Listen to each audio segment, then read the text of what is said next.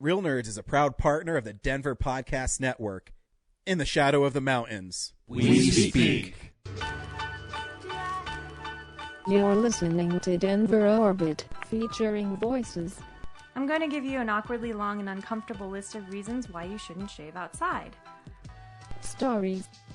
Now, he was very outspoken about the effects of war on himself. And music from Colorado's creative community. Listen at denverorbit.com or on Apple Podcasts, Google Play, Stitcher, or most other podcast apps.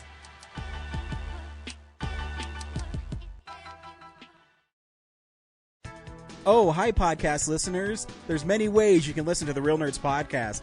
You can subscribe on iTunes. You can also subscribe on Stitcher Radio. You want to send us a Twitter message? You can do that. It's so easy, at Real Nerds. Like us on Facebook, Real Nerds Podcast.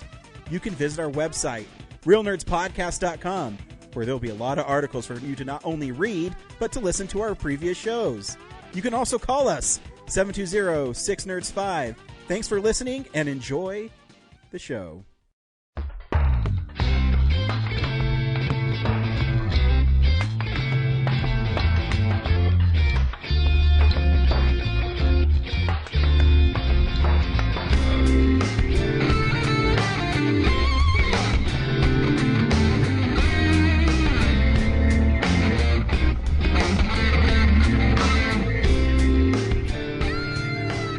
Welcome to Real Nerds Podcast, unofficially the official podcast of Denver Comic Con 2019 and beyond. I am a co-host, Brad. With me is Zach, and we have a special guest again. Corinne has returned. Yay! For another episode of Real Nerds. Y'all didn't kick me out. What do you been up to? Oh, nothing much. Just creating blacklist lists?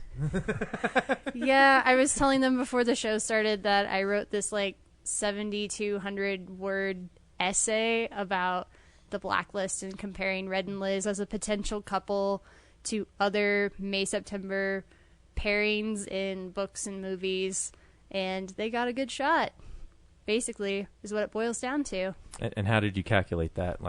What? I don't know what a May-September calendar, whatever. Basically it was where the guy is at least 15 years older than the girl, or the woman, and more so they were 20 years older, but some examples was the Phantom of the Opera and Christine from Phantom of the Opera, Mr. Knightley and Emma from Emma, Mr. Jarndyce and Esther from Bleak House.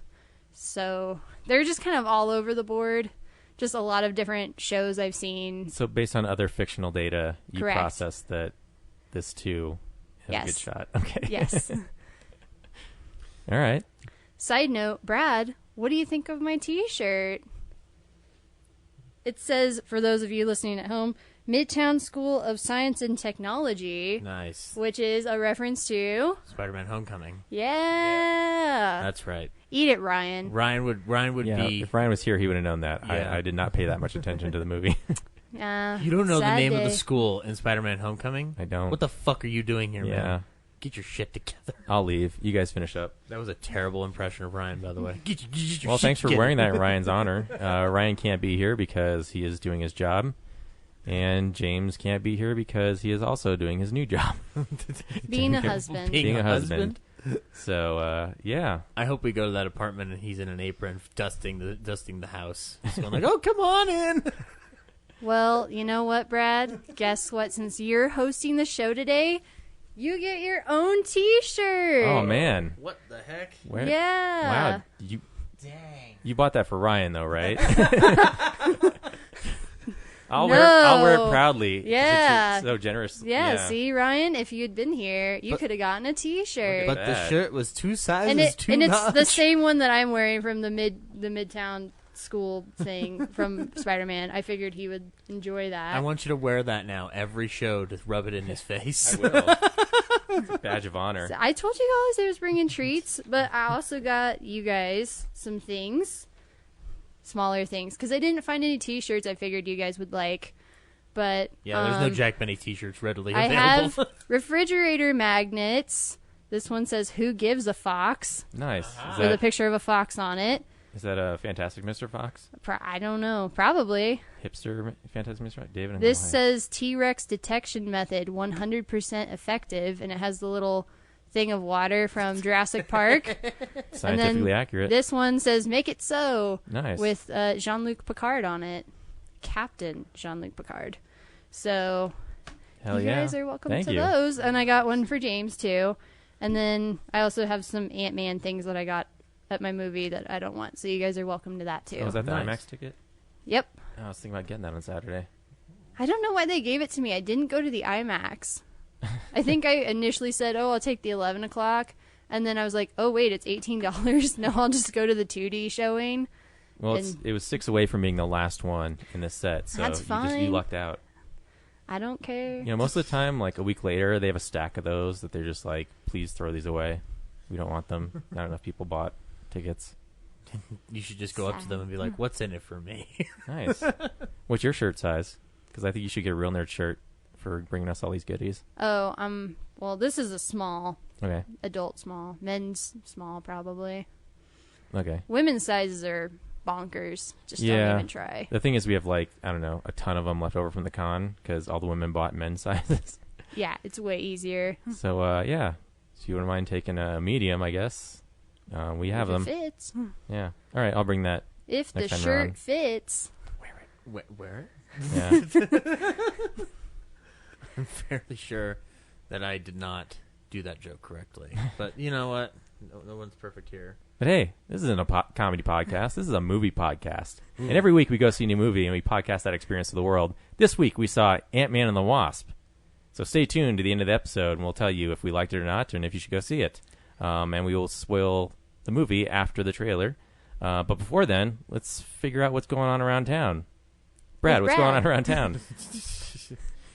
Brad, what's going on around I can't do the song. God, Ryan, why aren't you here? Although, if this did become a podcast where you guys just, like, opened up goodies, I'd think that could work. That's what the Greatest Generation does. Like, they talk about Star Trek for half the episode. In the middle, they start just, like, opening up fan mail, and then I get really bored and move on to But other we need fans to do that. What are those things called that you can, like, buy and they come as, like, the nerd box and it just Loot has Crate? Loot Crate, Yeah. yeah. Maybe you guys could just a nerd, Loot Crate it. a real nerd crate. A real nerd. We just crate. assemble our own junk and then open it for each episode. Here's the screwdriver I Well, found that's in my basically house. what we just did, so... Here's an IMAX ticket from Brad from this week, from the Ant-Man, and here's a pack of gum that Zach ate half of. Yeah. Yeah. By half, you mean like I bit half of each stick and then put the rest Yeah. in the pack. I'm a terrible human being. Here's some old Topps trading cards with this petrified piece of gum inside. But what is going on around town, Brad?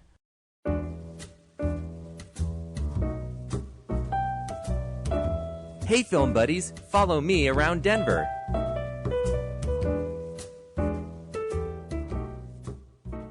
This week, July 13th and 14th, the Esquire is showing the Beatles' Yellow Submarine. It's the 50th anniversary, apparently. And then the following week, they haven't announced yet, so stay tuned. Maybe it'll be Yellow Submarine forever, man. You ever think of that? That would Every weekend is Yellow Submarine for the rest of the year, man. that would hurt because I would never go back to the Esquire midnights for Pardon anything. me, but what would you say if I told you I was being followed by a Yellow Submarine?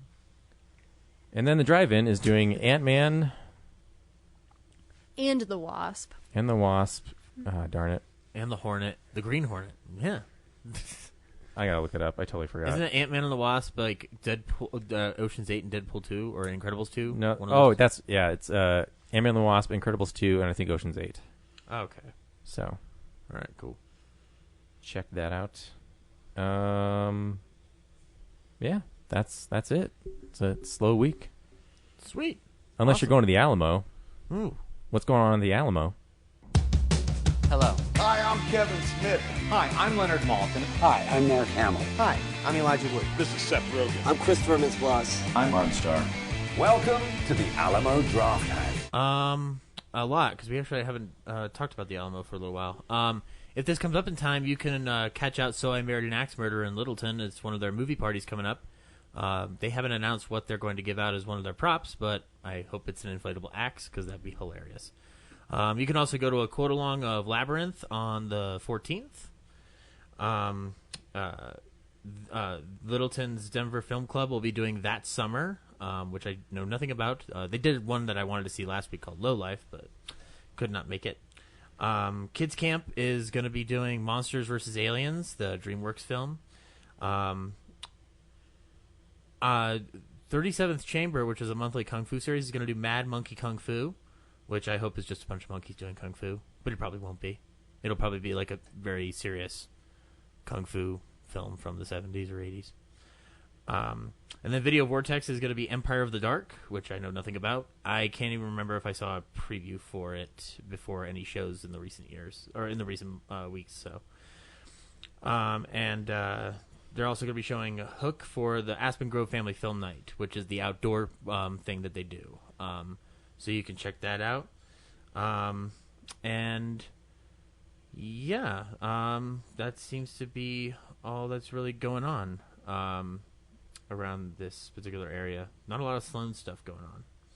So anyway, that's the Alamo. I'll jump ahead and tell you that August is pretty big because they have a sort of double feature going on at the Sloan's Lake location for some Jean-Claude Van Damme movies. I heard that we've got to go get back into our mode of Kumite for that screening. Throw down the Kumite. You know, and jump into a river at one point. We got to do that, you know. I think Have you ever seen Bloodsport, Corinne? I have not. It's an amazing experience. He converted me to Brad. It's probably Van Damme's best film. It is, because it's absolutely ridiculous and wonderful. And that man can kick really fucking hard. Yeah. Honestly, I don't think I could tell you a Jean-Claude Van Damme movie. Wasn't he in one that was like submarine? Like it was like Die Hard, but on a submarine? That's Under Siege with Steven Seagal. Yeah. Oh, okay. Then I don't know. You come into my submarine and ruin my submarine. But anyway, I think it's August 26th. At 5 o'clock, they're doing Hard Target, and then 7:15, they're doing Bloodsport. Nice. And we should then have a Q&A with you at the end. Just asking, like, what'd you think of this Jean-Claude Van Damme movie? That one's okay. Next question. None of them are as good as Jean-Claude Van Damme's Damn Van. Watch it on YouTube. And then throughout August, they're showing all the Rocky movies, I assume in preparation for Creed 2. Oh, fuck me running. That's yeah, awesome. because I think that comes out in September, right?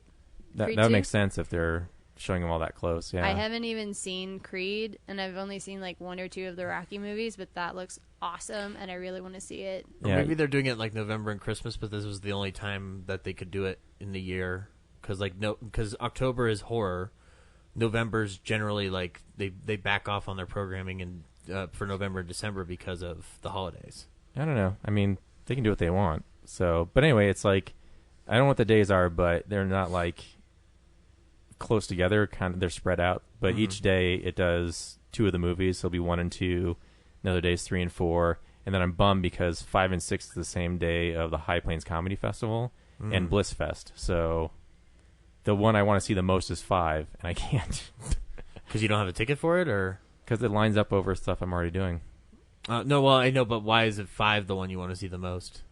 Because it's like the most hated one, I guess. Okay. I just didn't know if it was like it. I don't know if it's like a turtle situation, like you don't have the ticket for it yet. So. Oh, I don't have the ticket for any of them, so I was hoping to do all 6, but okay. Now I'm going to have 2. I guess I have Balboa from 2006 already, but I'll go, but I'll just post a bunch of Instagram photos of me like taunting you about it. I might just buy the ticket and not go. I'll pick it up and then I'll have it, but I won't. I'll buy the one right next to you, and I'll be like, "Yeah, my friend couldn't make it because he's a poser." Correction: Creed 2 comes out November 21st. Wow! Hot damn! Who was right? Okay. Well, Steve's the mad genius of scheduling, so I'm sure it makes sense to him. Oh my God, Steve the Mad Genius Bissett. That's his wrestling name now. I was going to text him and ask, like, who do I have to sacrifice to get you to change that Rocky 5 date? If he says my name, you know what? Done deal. It has to happen. Easy. Yeah. Have you heard the news? The news? What news? What's in the news? The babe. Huey Lewis. What babe? The babe with the power. The power of Power of voodoo? Love. It's a curious thing. He's trying to like impress me with his Huey Lewis knowledge because he knows I'm a Huey Lewis fan, but it's not working. It's hip to be a square. Keep telling yourself that, Square. Who? What's the new? Show us the real news. Unspool that real news. That's the one. It's real news.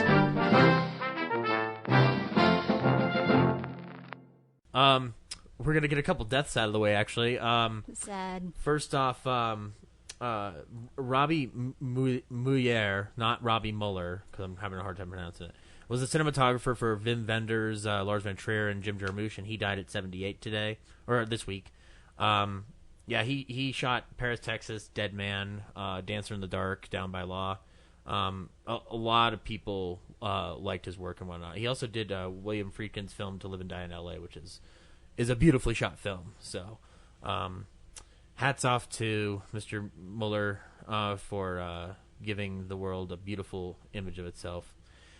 This just came out of the off the wire today. A choreographer and film director, Alan Johnson, passed away. And he's not like particularly well known within film, but he did do 2 films that are of interest to both me and possibly you, since you're a How Did This Get Made listener. He directed the remake of To Be or Not to Be, which starred Mel Brooks and Anne Bancroft, and he also directed the movie Solar Babies. So he's and he also choreographed every dance sequence for Mel Brooks movies. And he also worked on like tons of Broadway. He was an Emmy Award winner. It's a shame. He was a very talented man. His remake of To Be or Not to Be is actually the first World War II based film to acknowledge homosexuality. So, as part of the Holocaust. So, and now thanks to you, we all know who he is. Yeah, exactly. Well, people knew in the biz, the show biz. But obviously the biggest death of the week is Steve Ditko, the co-creator of Spider-Man and Doctor Strange, passed away at the age of 90.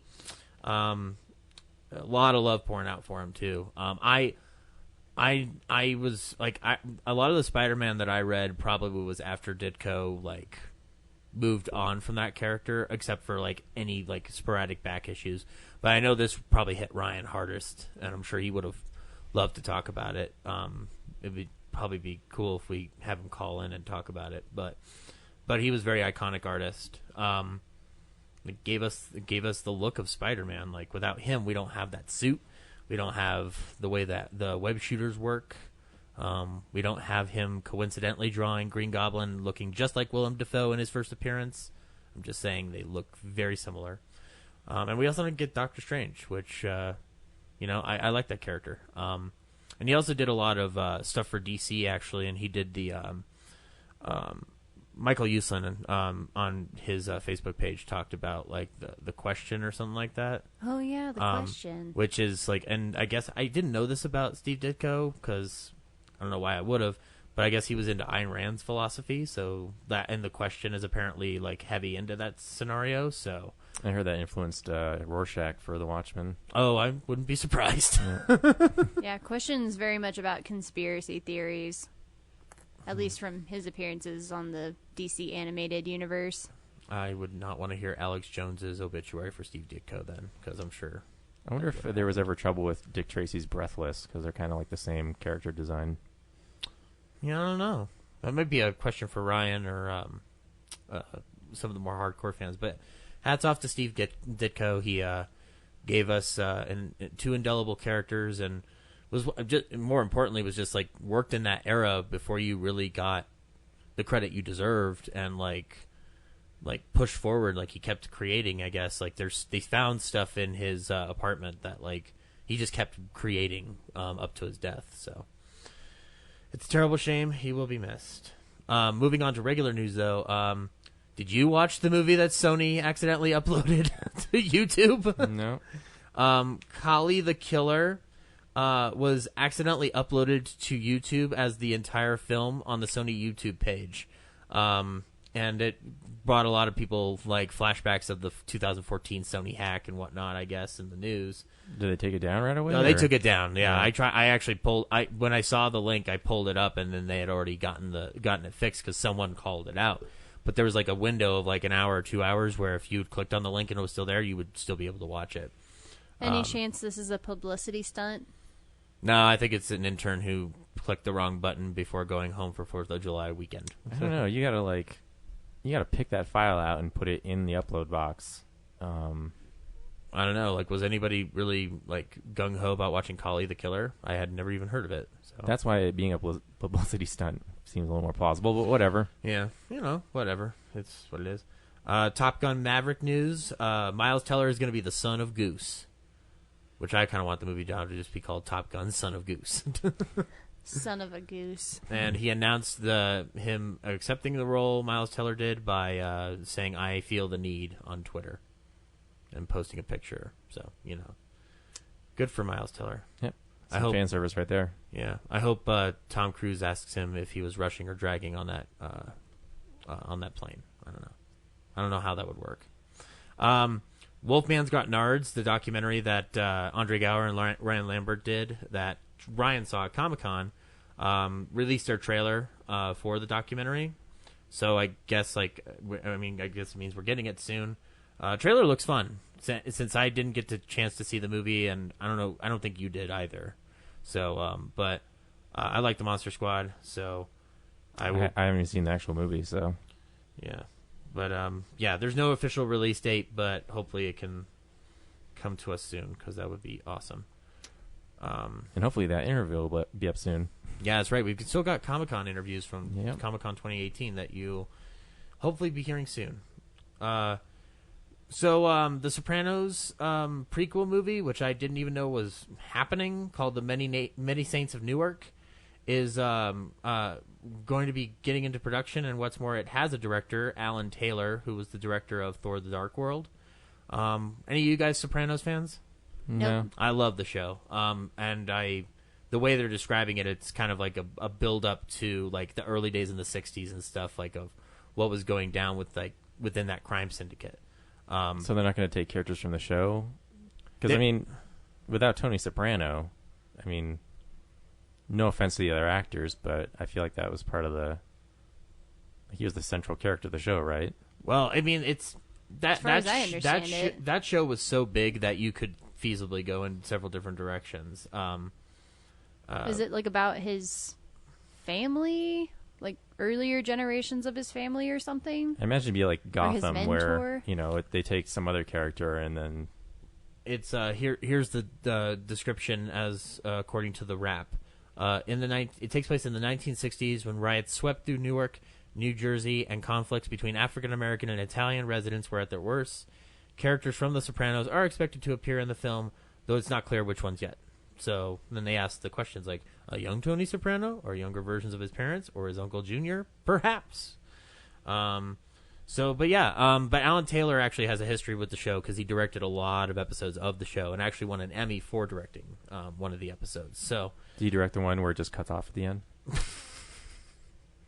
I actually don't know. I'd have to look that up. But What was up with that? Did they ever explain what that was about? Because I know that was really big when it first happened. Yeah, it was intentional. It's ambiguous. So the creators never said, like, oh, yeah, because he died, or... It's up to you. There's actually, like, for Uber fans, there was a secret commentary where David Chase said, like, fuck him, I don't care. I don't know why he did that laugh. It's just what he did. So, anyway. Ryan will like this news. Chucky's coming back to the big screen because there's going to be a Child's Play remake. MGM's at the forefront of it. This actually kind of sucks in my opinion because I like what they're doing with Chucky right now with the direct-to-DVD stuff or the direct-to-digital, whatever you want to call it. Even Brad, I know you saw Curse of Chucky, or not Curse of Chucky, Cult of Chucky with me and Ryan and whatnot, and not even being a fun or a follower of it, you enjoyed yourself enough with it, right? No. You didn't? Oh, I thought you did. No. Oh, okay. I don't think so. Oh, well then. I barely remember it at this point. Oh, okay. Well, I like what they did with it, and I like what they did with Curse of Chucky, the one prior to that. So I don't know. It doesn't say anything about the original creator Don Mancini being involved, and that would really suck. Also, apparently Brad Dourif will not be reprising his role as Chucky for the remake, which does make sense to a degree, because otherwise what makes it different than any other Child's Play movie in the linear context? So, but yeah, then like what's Freddy Krueger without Robert Englund, you know? Well, that's always been a debate in my head, because I don't think you need. I think you need Robert Englund for that, but if you're really trying to reboot it and like introduce it to people who have no idea what the hell A Nightmare on Elm Street is, it does make sense to recast. That being said, though, I think a lot of people who wanted to go wanted to see Jokester Freddy. They didn't want to see Jackie Earle Haley, star of Little Children, doing a very serious and dark take on that role. Yeah. Even though the first one's dark. So, like I never, like I'm not one of those people who's like, oh, only one person can play this character, but it is like one of those things where like you want to see that person play that character because they did it so well. So it's gonna be hard to like not see Brad Dourif. And this is going to sound a little disingenuous to people who do the masked killers, like a Kane Hodder, but like theoretically within that whole genre, like if you've got a masked killer, you don't necessarily need the original person who donned the mask on the set the first time. Because they had like no personalities. Well, yeah, I mean, like, or no personalities that were verbal or expression filled.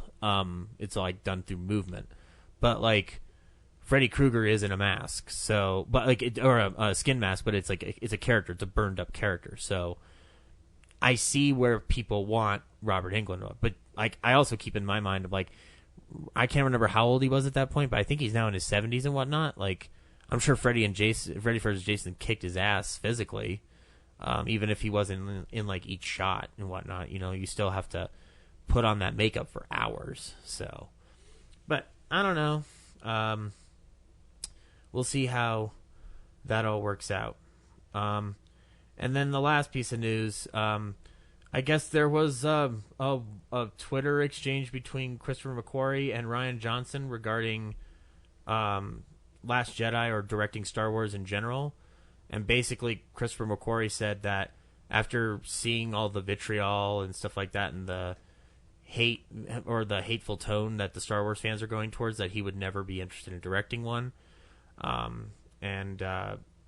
Logan's director James Mangold is essentially kind of warning against that extreme fan backlash. Like, so it's just another case of Star Wars being a topic of, I guess, like for some reason debate. Like it's a movie about people who have space lasers that go pew pew. I don't understand why it has to like be this way, but I mean, here we are. I mean, Mangold said, at the point when working with writing and directing big franchises has become the emotionally loaded equivalent of writing a new chapter of the Bible, then a lot of bolder minds are going to leave these films to hacks and corporate boards. So, I guess there's your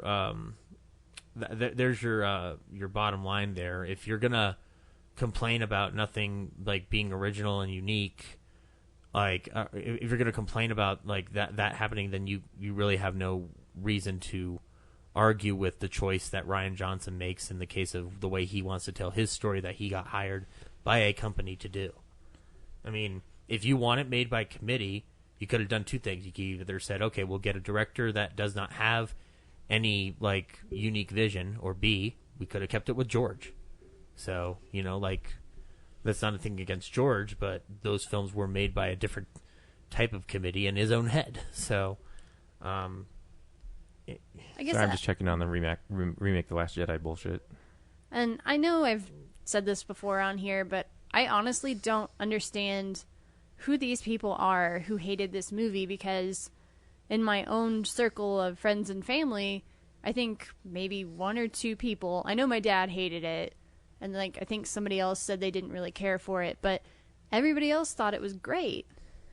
Yeah, well, I mean, I love the like movie. They hate on The Force Awakens for being too safe, but then they hate on The Last Jedi for taking too many risks. Or having women do things. I don't know. Well, you could say that about The Force Awakens too. Yeah. But I don't understand, where is this coming from? I don't know. But sure, there are plot holes and, you know, things that's like, okay, I think, you know, the whole side plot with Rose and Finn could have been tighter, or some of the logistics with them running away from the First Order fleet should have been handled a little bit differently. But that's like, those are the nitpicks that you'll find in every movie, like, till the end of time. I mean, and you like, could probably do something equivalent for that with, like, Infinity War. Yeah, I mean, like, at the end of the day, like, you can't, like I listen to a new podcast now called We Hate Movies, and, like, one of the things is, like, even though they're, like, picking apart and nitpicking the details, they're doing it with a sense of humor as opposed to a sense of vitriol. Like, there's humor flowing through it. These guys just flat out are angry about it, or at least their online personas are. Like Mangold's response to a nameless internet user on Twitter who said they already have taken over or owned the filmmakers involved. Mangold said, if you feel that is the case, if you feel that the filmmakers are just corporate tools and powerless, then why bitch at us? In the case of Rian Johnson and Chris McQuarrie, I assure you these cats are not owned. They actually fight your battles behind the scene. I mean, like JJ, he was a huge Star Wars fan. I mean, he still is, and as far as I understand, like Rian Johnson is likewise a huge Star Wars fan. I feel like this is just a case of people who really are trying to keep up an internet persona, and then are just like they automatically bash against anything that has even remotely like any form of change or like progression in it. Like you want your pizza made the way you've always had it made. You don't want to try to add a different ingredient on it or something like that. Like, I don't know, like that's the way you don't move on, you know?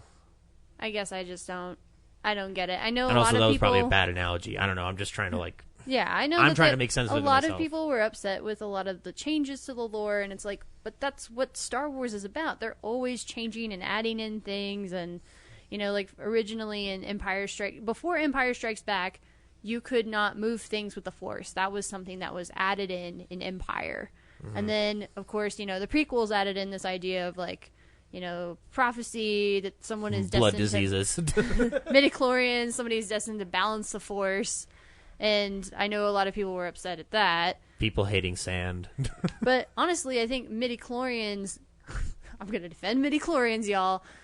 Not in terms of like the concept, but in terms of like the logistics, because I think a lot of people tend to have this idea that like the Force can only be like in these certain people. Mm-hmm. Like whenever Rey was introduced and everybody started theorizing like, oh, is she related to Obi-Wan Kenobi? Is she related to the Emperor? Which honestly, I kind of like that theory. Mm-hmm. But the idea of the midichlorians is that anybody can have an overabundance of midichlorians and be Force sensitive. It can occur in any race, among any people, and that's what you see in the Clone Wars series, is that it just kind of occurs naturally. It's like the mutants on the X-Men. You know, it just happens. It's a mutation. Mm-hmm. It's random.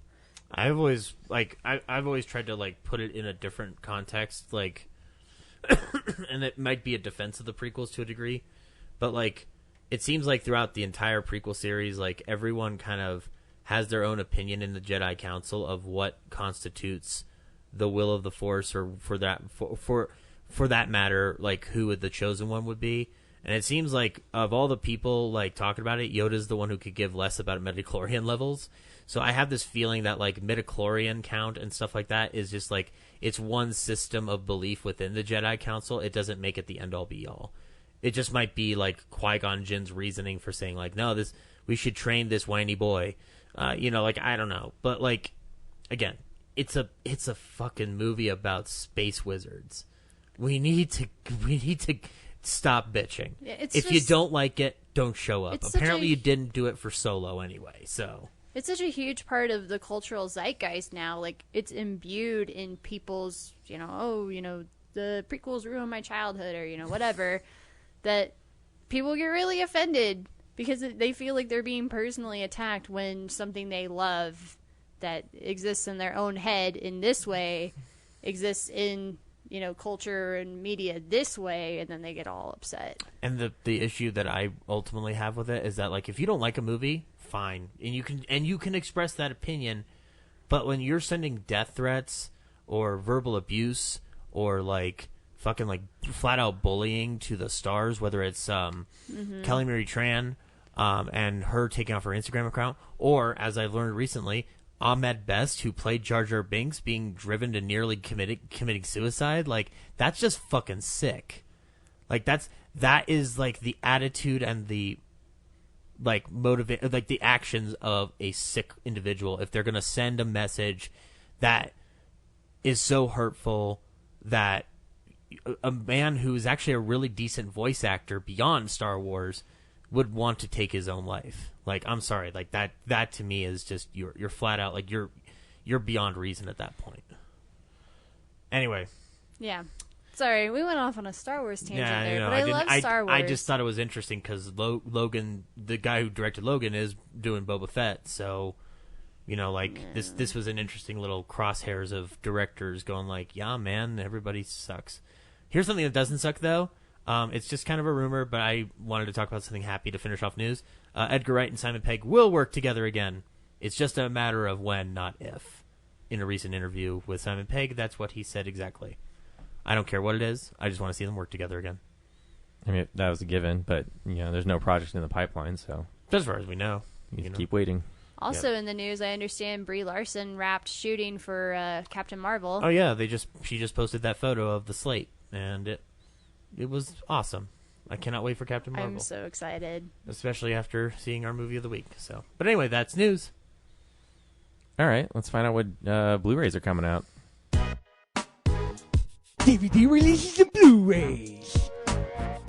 Oh crap, we have to hear more of my voice. Fuck. DVD releases and Blu-rays. I'm just getting all the Zach out of the way so that we can Oh, I see how it is. enjoy most of the show. Yeah, we don't want to hear about what you watched this week. Oh gosh, I watched these what flowers documentaries? grow. It's okay, I watch documentaries, so.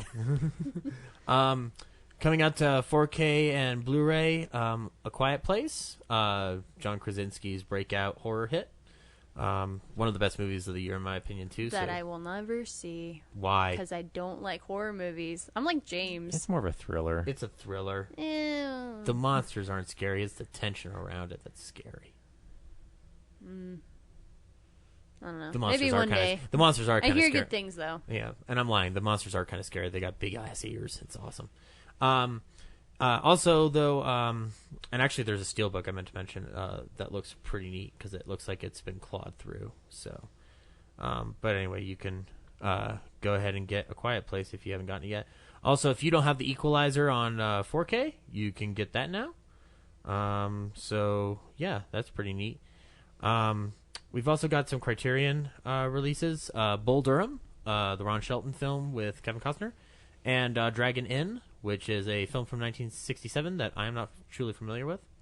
Also from this year, you can get Chappaquiddick, which had Jason Clarke playing Ted Kennedy. So if you wanted to see what was behind the whole Chappaquiddick incident, or what it was for that matter, you can check that out.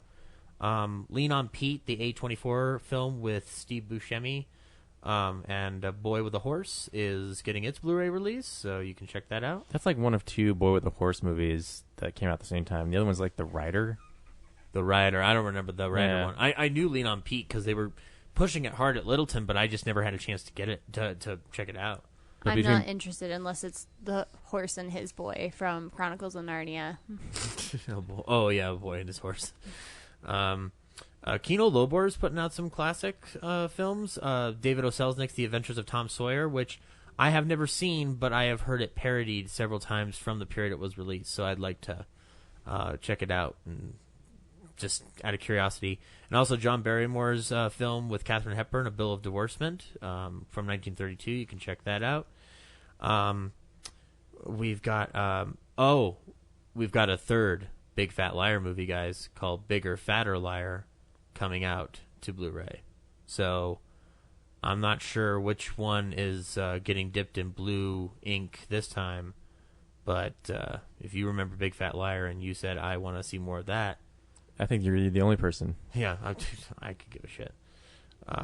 Wait, was that the first one? Was the one with Frankie Muniz or something, right? Frankie Muniz and Amanda Bynes and Paul Giamatti. That's right. Paul Giamatti blew himself in that movie. So, blue is in the color. Yeah.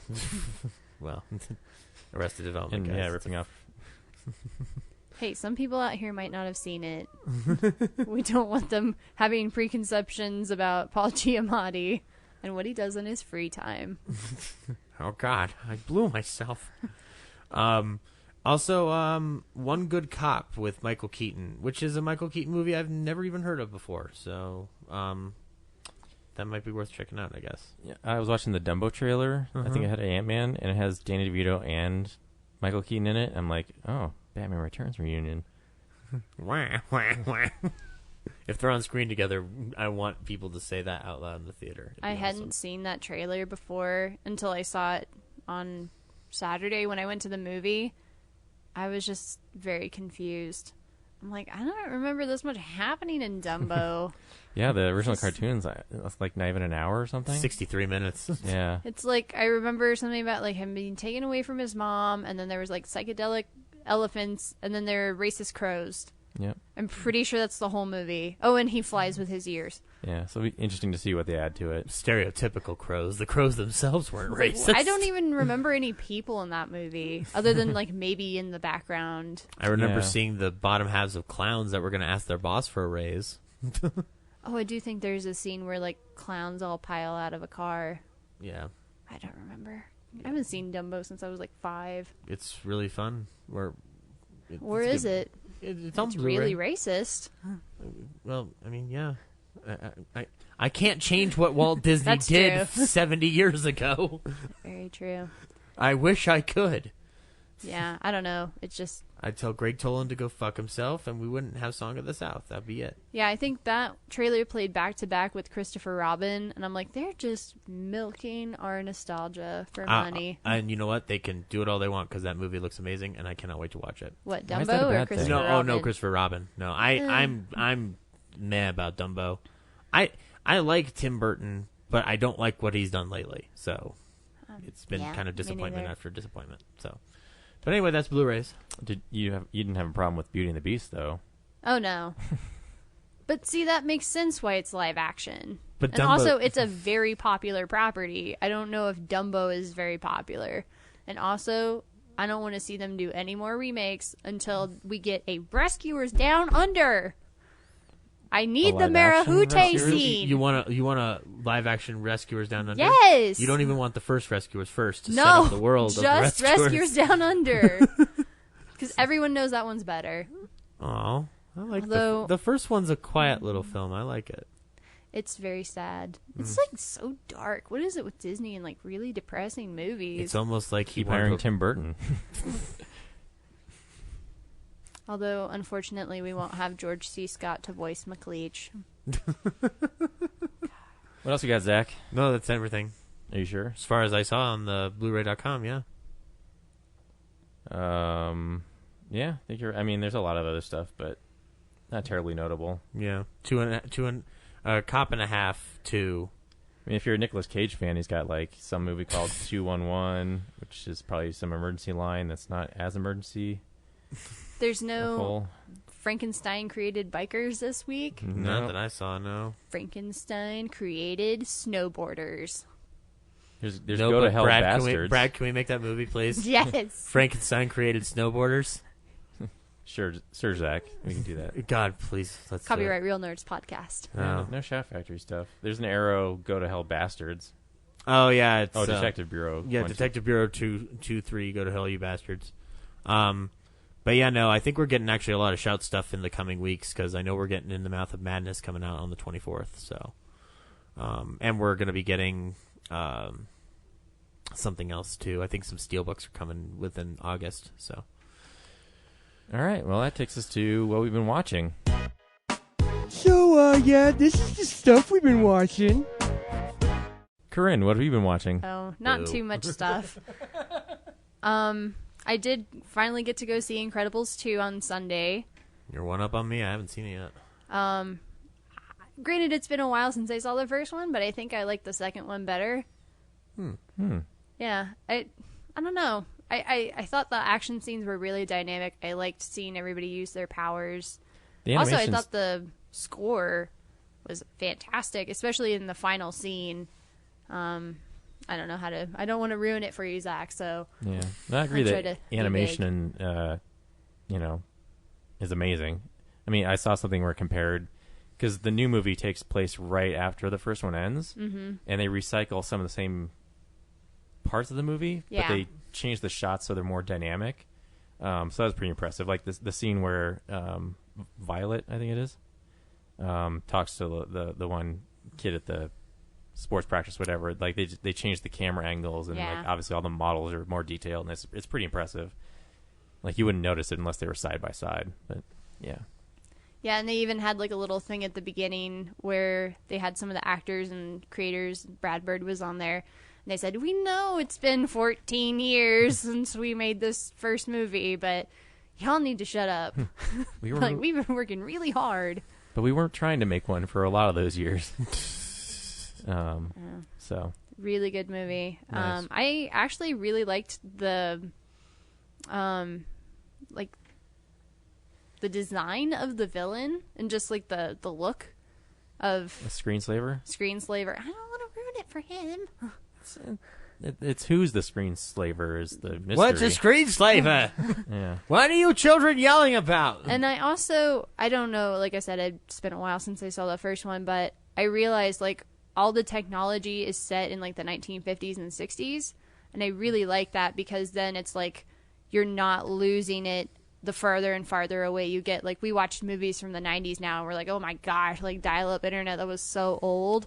But you watch movies from the 50s and you're like, oh, it's so classy, you know, like phone booths and car phones and things like that. You know, we don't, you know, somehow it seems more timeless if it's like 50s, 60s technology, whereas if it took place later, it would feel dated. Kind of like a weird, like, timeless zone, like kind of like Shape of Water does with, where it's got really high-end security cameras, but it's set in the 60s. Actually, I thought the security cameras were low-end. That's why they could move that one. They in the looked garage. pretty modern. I don't know. It was a $30 million movie. I'm not going to complain. Anyway, but yeah, I liked that too. That it felt like it was grounded in a reality, just not necessarily our reality. Nice. And it kind of harkened back to like the silver and gold era of comic book superheroes. So I recommend everybody go see it. Incredibles 2. Take your kids. Now I want to see Frank Miller's The Incredibles. I gotta watch it again because I saw it at the drive-in, and Oh, it was yeah. a busy night, so I had to get a faraway spot, and I was just there's a little bit of attachment when I can't be right up against the screen, so Yeah, go see it in the theater. yeah. Nice. So I also have been rewatching Sherlock by the BBC, the one with Benedict Cumberbatch and Martin Freeman. Are you all caught? You're already caught up, right? Yeah, I've seen all the episodes. I have no idea why. I just like saw something. I was like, oh yeah, Sherlock. Like that's a really good show. I should go back and like I just rewatched part of one episode, and then I was like, I'll just rewatch like any of the ones I feel like. So just I think I actually started in like season 4. Or no, I started season 3, then I went to season 4, now I'm back at season 1. So I'm just like, and then now 2, and so I'm skipping around all over the place because some of them are not very good, but some of them are like amazing. Yeah, I dropped off after he jumped off that building. Like I just couldn't wrap my head That's around end that. of season 2. Yeah. Season 3 it explains it as well as you can from a modern context with like because it's based on Conan Doyle's canonical work, Right. But The Reichenbach I Files. think like season 3 jumps a weird shark. It's not like a shark that ruins the series, but I think it's a shark that I wasn't expecting, and it's one that I think kind of frustrated me. But at the end of the day, I didn't care that much. What's that? It involves Watson's fiance and her whole role in that final episode of the season. But then, like, they kind of revert in an interesting course, kind of, like, clean that situation up, and then they say, Moriarty's back, and, like, with that, like, text message nonsense. But I haven't seen season 4 or The Abominable Bride, so I don't know where it goes from there. Okay, I was just about to say, season 4, the Abominable Bride, I just rewatched that last night, and it is weird. Like, parts of it are really good, and then it just kind of, I don't know how to explain it without giving it away. There are a lot of things going on, and until you know the full context, it won't make sense. And even when you do, you're like, huh? Okay. Like, okay, this is going to take some brain power to, like, okay, I like maneuver. I like Sherlock Holmes enough that I'll watch it eventually. And then I haven't seen the first episode of season 4 in a while. That was one I was intending to rewatch, but I don't remember it being very good. The second one is pretty good, and the third one is good, but I don't like the character they introduced to be the bad guy. Mm-hmm. So, yeah. Yeah, it seems like... That's the most I want to tell you without ruining it. I feel like it's kind of hard for them to keep a consistency with that show because of the actor schedules. Like, at this point, they probably should have either ended it at 2 or 3. But, like, I'm glad that they're trying to keep it going because I do like watching them interact. But I do wonder at what point will it become stale. But, because, like, that's like anything with a BBC show unless it's Doctor Who. Like, Spaced is so amazing because it doesn't, like, wear on and drag on for years, you know. I think the concept of that show helps, too, where you can...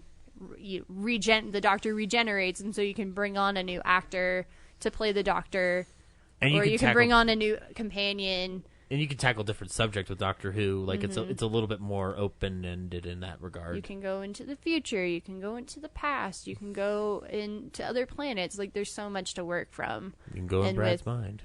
Yeah, with Sherlock, it's, like, set in the modern day. You have to have these actors, and you have to work from this, you know, Arthur Conan Doyle canon, more or less. Well, I mean, like, you can step out of it, but I think that the issue is if you step out of it, you risk it becoming unwatchable, like, by, like, diehard fans. Like, I think casual fans won't care because they'll just like those characters. But, like, one of the things that I will say, one of my favorite episodes in season 2, hands down, is their adaptation of Hound of the Baskervilles, because I did not.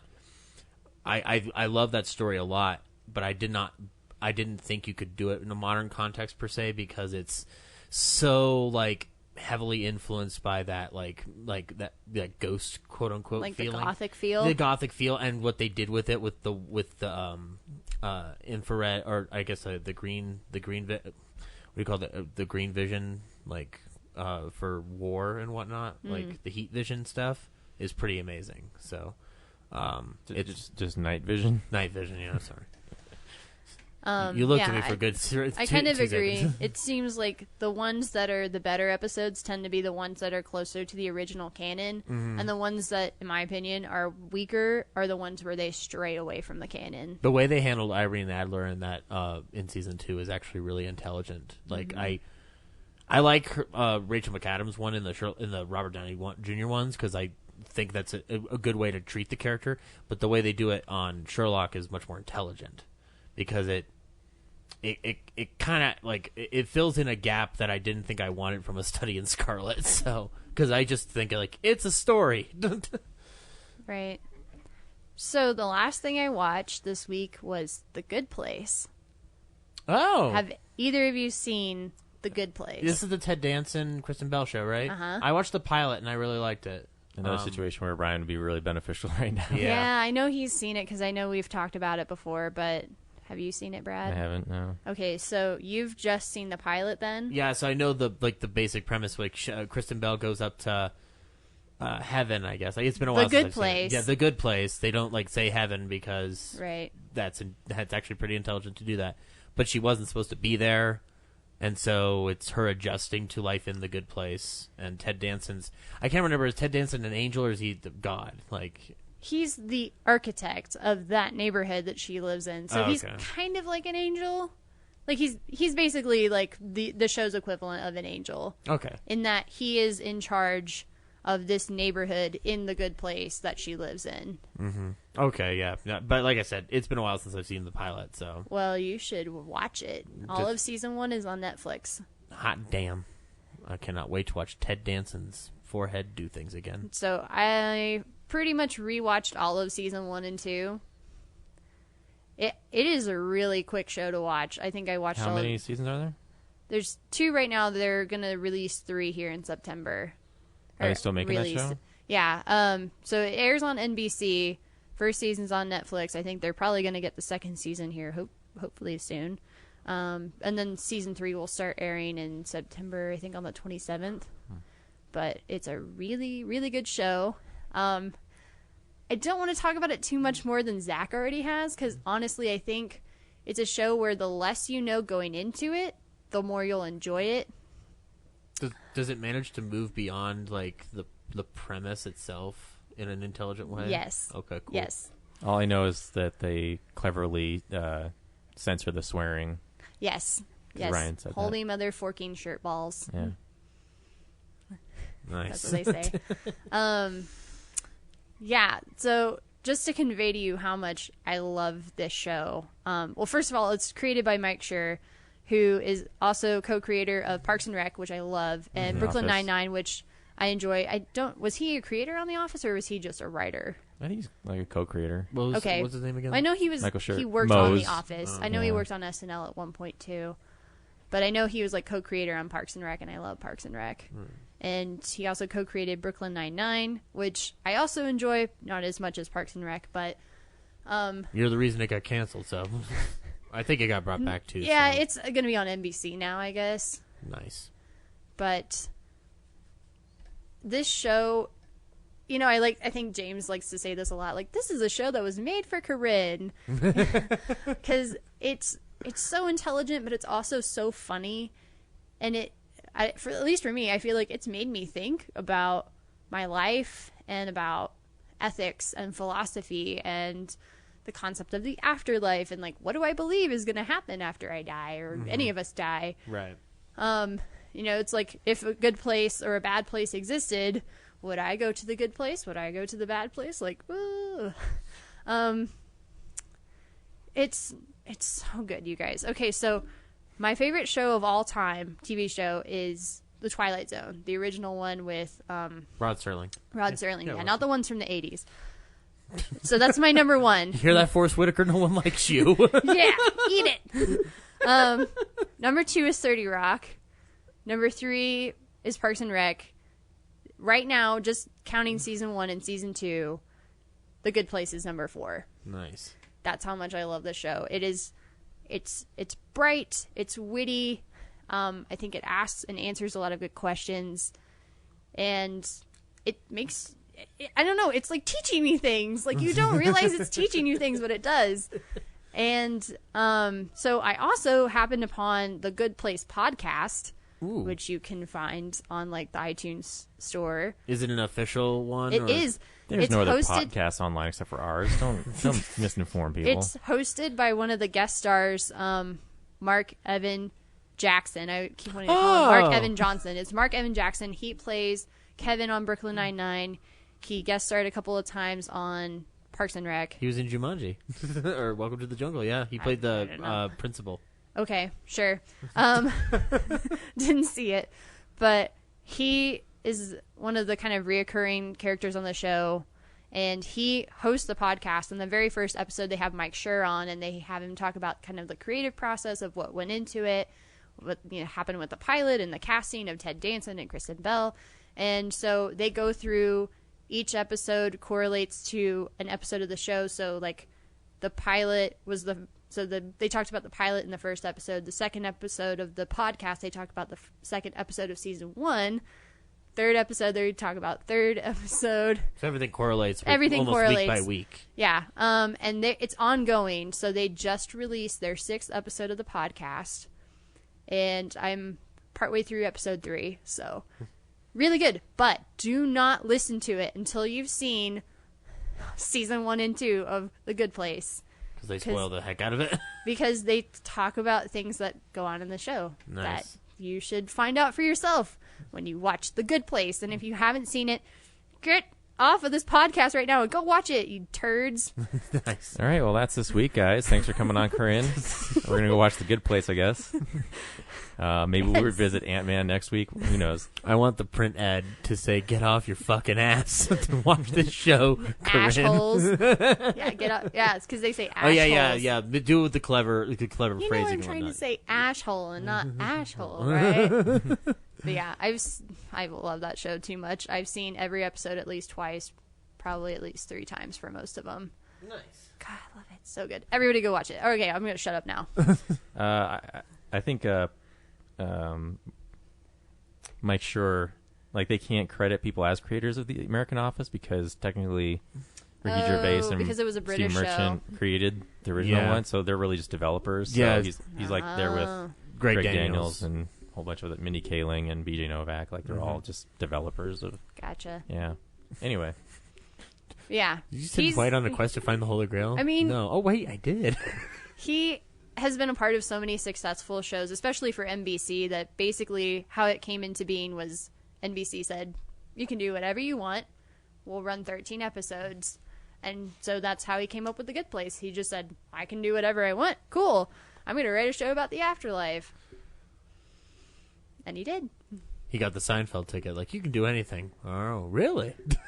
Yeah, then Seinfeld didn't do anything. Yeah, exactly. But Mike sure did something. So Cool. Brad, what did you watch? Brad, what did you watch? Hi, I'm Brad. I watched the Turtle movie. It was great. I watched a ton of stuff, so the less you derail me, the faster we can get through this. Okay. I watched Highlander for the first time. Haven't seen it. The best thing I can say about it is the Queen soundtrack. Is Sean Connery in that movie? Yeah. Okay. But like he's not like the biggest part of it. It's really Lambert's film. Yeah. I think I can't remember how this get made. Did their episode on Highlander or Highlander 2: The Quickening? I probably would think The Quickening. But I don't think it matters because in high school I saw Highlander Endgame, and I'm not like, I don't know much of anything about Highlander other than like you kill each other and there can only be one left standing, and you have to take off their heads to kill them. So it's like the Hunger Games? But I guess more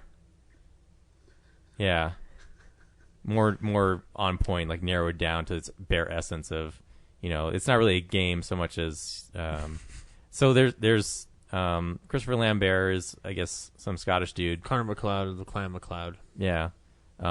He finds out one day after fighting the Kurgan that he is too a Highlander because he did not die when he was stabbed. And then Sean Connery shows up and explains to him, basically in an Obi-Wan Kenobi role, of like, you have a power, and this is how you harness it.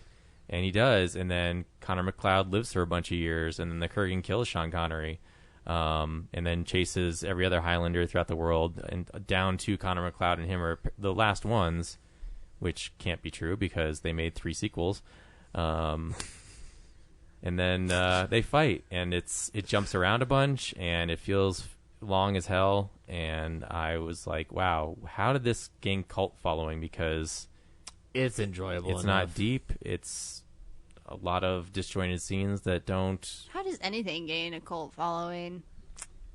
It's got to be the Queen soundtrack because it makes the movie seem so much more badass than it really is. Like the fights aren't even like that interesting. It's a lot of people just like banging swords together, and then there's lightning, and decapitations. Until you said Queen soundtrack, all I could think was The Room. So like a bunch of disjointed scenes.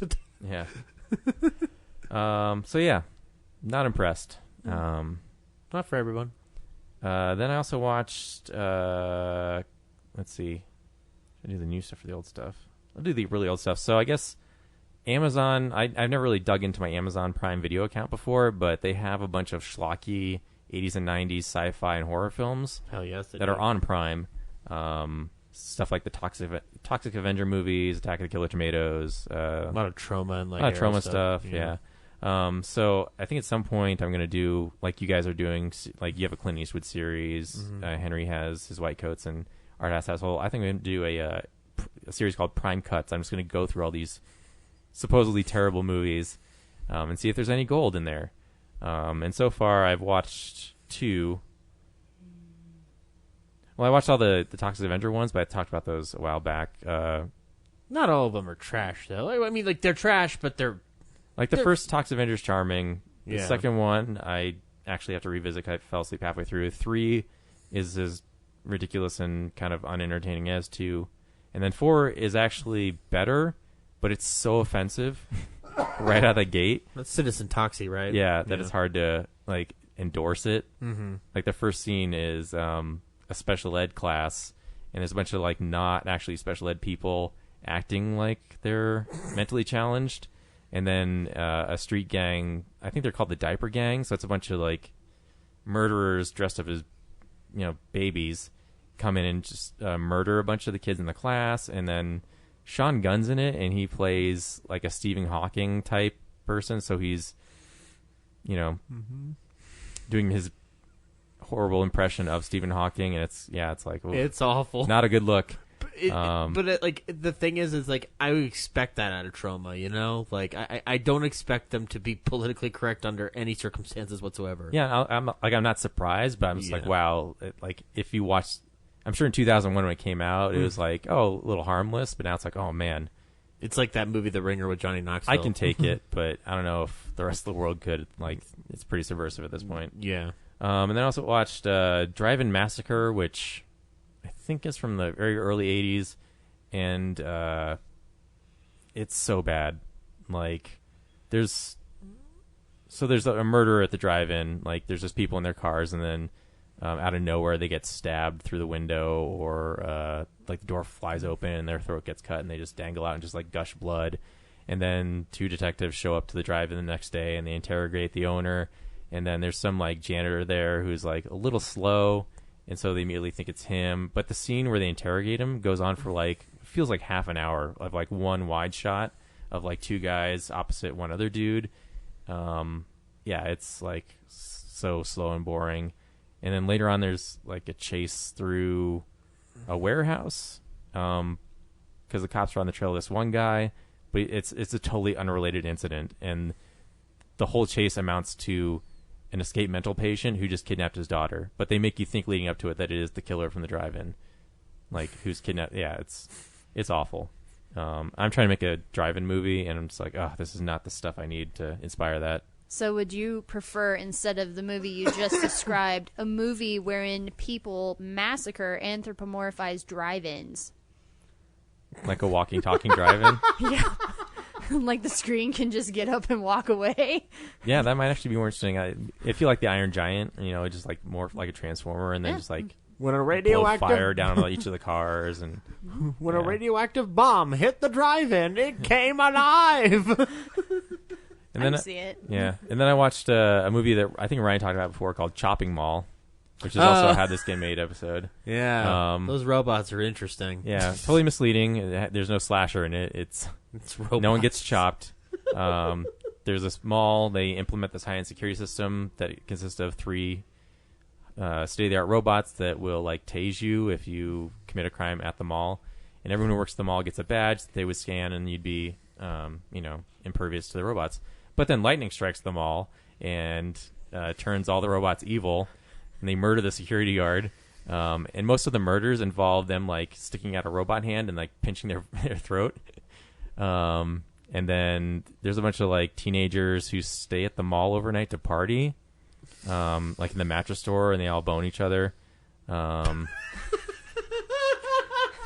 right. Yeah. That's right. And then the robots show up and start murdering all of them and just rolling through windows. And, if any of the kids went out to get cigarettes, the robots would track them down. And they're like these short, dumpy, like Johnny Five type robots with very limited mobility, but somehow get around the mall like really quickly and easily. And there's a lot of just women screaming sound effects like constantly to make things more interesting, but annoying to me. Recycling. I didn't realize that was on Prime. I want to rewatch it now because I haven't heard How Did This Get Made do it. So, and obviously the kids are all stupid on how to fight these things. Like there's like shotguns and AK-47s at the mall, so they arm themselves with that. And even though like no bullet ever damages the robots, they still shoot at them. What else? The smart thing would be, and this doesn't happen until the end of the movie, the one girl who survives like tries to lay down what amounts to like fly paper, but for like she finds the hardware store and starts mixing a bunch of chemicals together, and then basically creates like a sticky paint situation. The robot kind of slips up.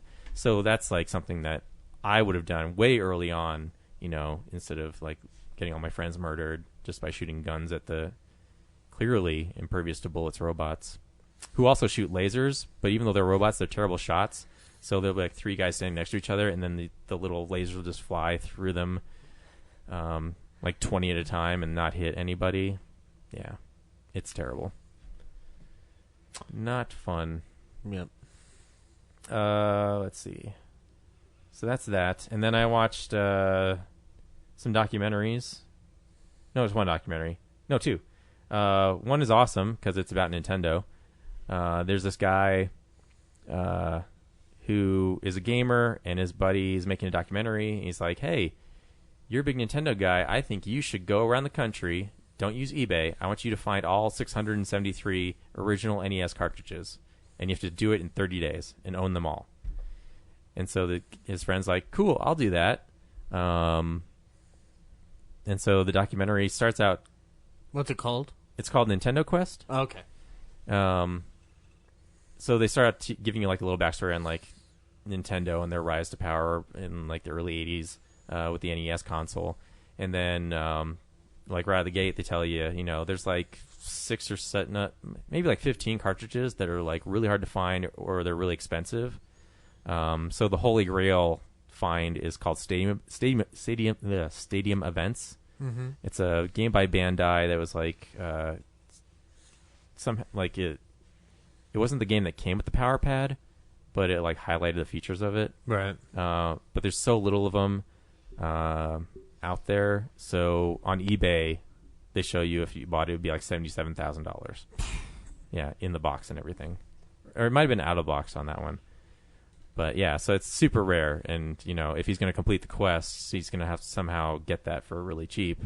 And then there's another one called Little Samson, which is also rare, so it's like $3,000 or something, but not as close. But anyway, so as you go along, you kind of like that's it's just that walking around. He takes out a bunch of them like right away, and then like I think the last 20 days or so is like going like he starts in Canada, he lives there, and eventually goes like I think as far south as Georgia or Texas, going just like mom and pop game stores trying to find everything. It's cool to see the different collections that people have. As some people in Canada, like he mostly goes to his friends first who have big collections, so you get to go down to the basement and see everyone's like personal stuff, and you're just like, wow, all this Nintendo memorabilia. And then as you go along, you find out like his personal history, and there's like this sad part where he talks about like how his dad was an asshole, and then he dies like of a heart attack, and he almost like the kid doesn't care or feel anything for it because the guy was such a tyrant. So that's like a sad part of the story. But yeah, I guess the real drama is as he gets closer and closer to the 30-day deadline, he comes across Stadium Events twice and has a deal going that is like, you know, the guy wants him to pay him over the internet before he sends the cartridge out. Obviously, he's not going to spend like the guy wants $4,000 for it, and obviously he's not going to just like give up $4,000. And then he finds this other collector guy who has 2 copies of it. And the guy, you know, he just goes there to see the collection. He doesn't like say like, oh, I want to get this from you. But when he does get there, he's like, you know, I'd like to buy all these other games, but I mean, you have 2 copies of this. I'll just be honest. Like, I just want to get, if nothing else, I just want to get this one thing. So anyway, it's pretty cool to see all the different Nintendo history things and like the stories behind some of the games that are like more important than others and like why. Right. And actually, the last one on his like top 20 list I have, so I'm pretty excited. The Teenage Mutant Ninja Turtles Tournament Fighters apparently is a rare find. On eBay it was like $167. This makes me feel even worse for not making sure that I got those games for you that I found at work. I feel like I swear, like I wouldn't say I swear, but when I was working at GameStop and Game Crazy, I think Stadium Events did come through, and this is like 2000, 2001, so I'm pretty sure like the rarity wasn't that like well known yet. Mm-hmm. I think it came through, and like it just looks like it's a sports game. Like most sports games don't have any value, but it would have to do within the production line or something like that. Something like some industrial element of it. Yeah, I forget why it's like it was so like they explain why it was so few produced. Isn't it because like they ended up rebranding it as something else? I thought I read this. Yeah, something about the rights or something like Bandai made it, but Nintendo didn't give permission to do it or license because the official Nintendo seal of quality was like a later adopted thing that was really important because so many people are making like, you know, bootleg games Super Dario Argento without going through Nintendo. So yeah, it was interesting. The only thing is like the people in it aren't that compelling. Like the kid is, you know, it's cool he's doing this, but he's not like this. You say a kid? How old is he? Actually, he's probably like 30. Sorry. But like he's just like not a professional. He's like a musician. So he just kind of feels immature. You know, and but somehow has access to a ton of money to buy like this whole collection. And he has to learn how to negotiate because he doesn't just initially starts out buying everything for sticker price, but when he realizes, you know, he's got to like pace himself, he, you know, he does learn how to like be a good negotiator and talk certain stores and be like, you know, I'm buying like 20 of these. Can I just get like $10 off or something so I can like continue my quest? Does it say at the end how much he ends up spending? I don't think they did the whole total, but I guess I'll spoil it. He doesn't complete the goal until like after. So in 30 days, he's missing like 20 of the games. But then there's like a PS where he does, you know, a couple months later, he does have them all because he eventually just uses eBay to get them. But there's like a story connected to the stadium events, how he acquires that, which is like the special part. Nice. I also watched Clifford, which is like a Martin Short movie. Oh, from not the like 90s. the animated Clifford Not the Big Red Dog, no. Okay. No, the Martin Short film, yeah.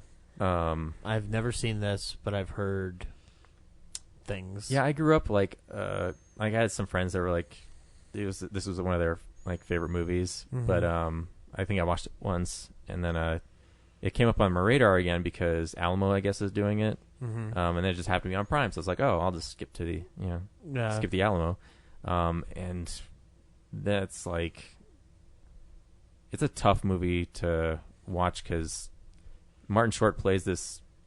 He's playing a boy, and it's cleverly framed so that, you know, this older man, like he's probably in his 30s, like when it came out, but he looks short compared to like Charles Grodin and everybody else. So it's like shot cleverly, but like the whole story is that Clifford is like this really spoiled brat who wants to go to Dinosaur World, and he like subverts a plane flight by almost crashing the plane to get his parents to drop him off with his uncle Charles Grodin, who is, you know, trying to redesign the LA transit system and also on the verge of marrying Mary Steenburgen.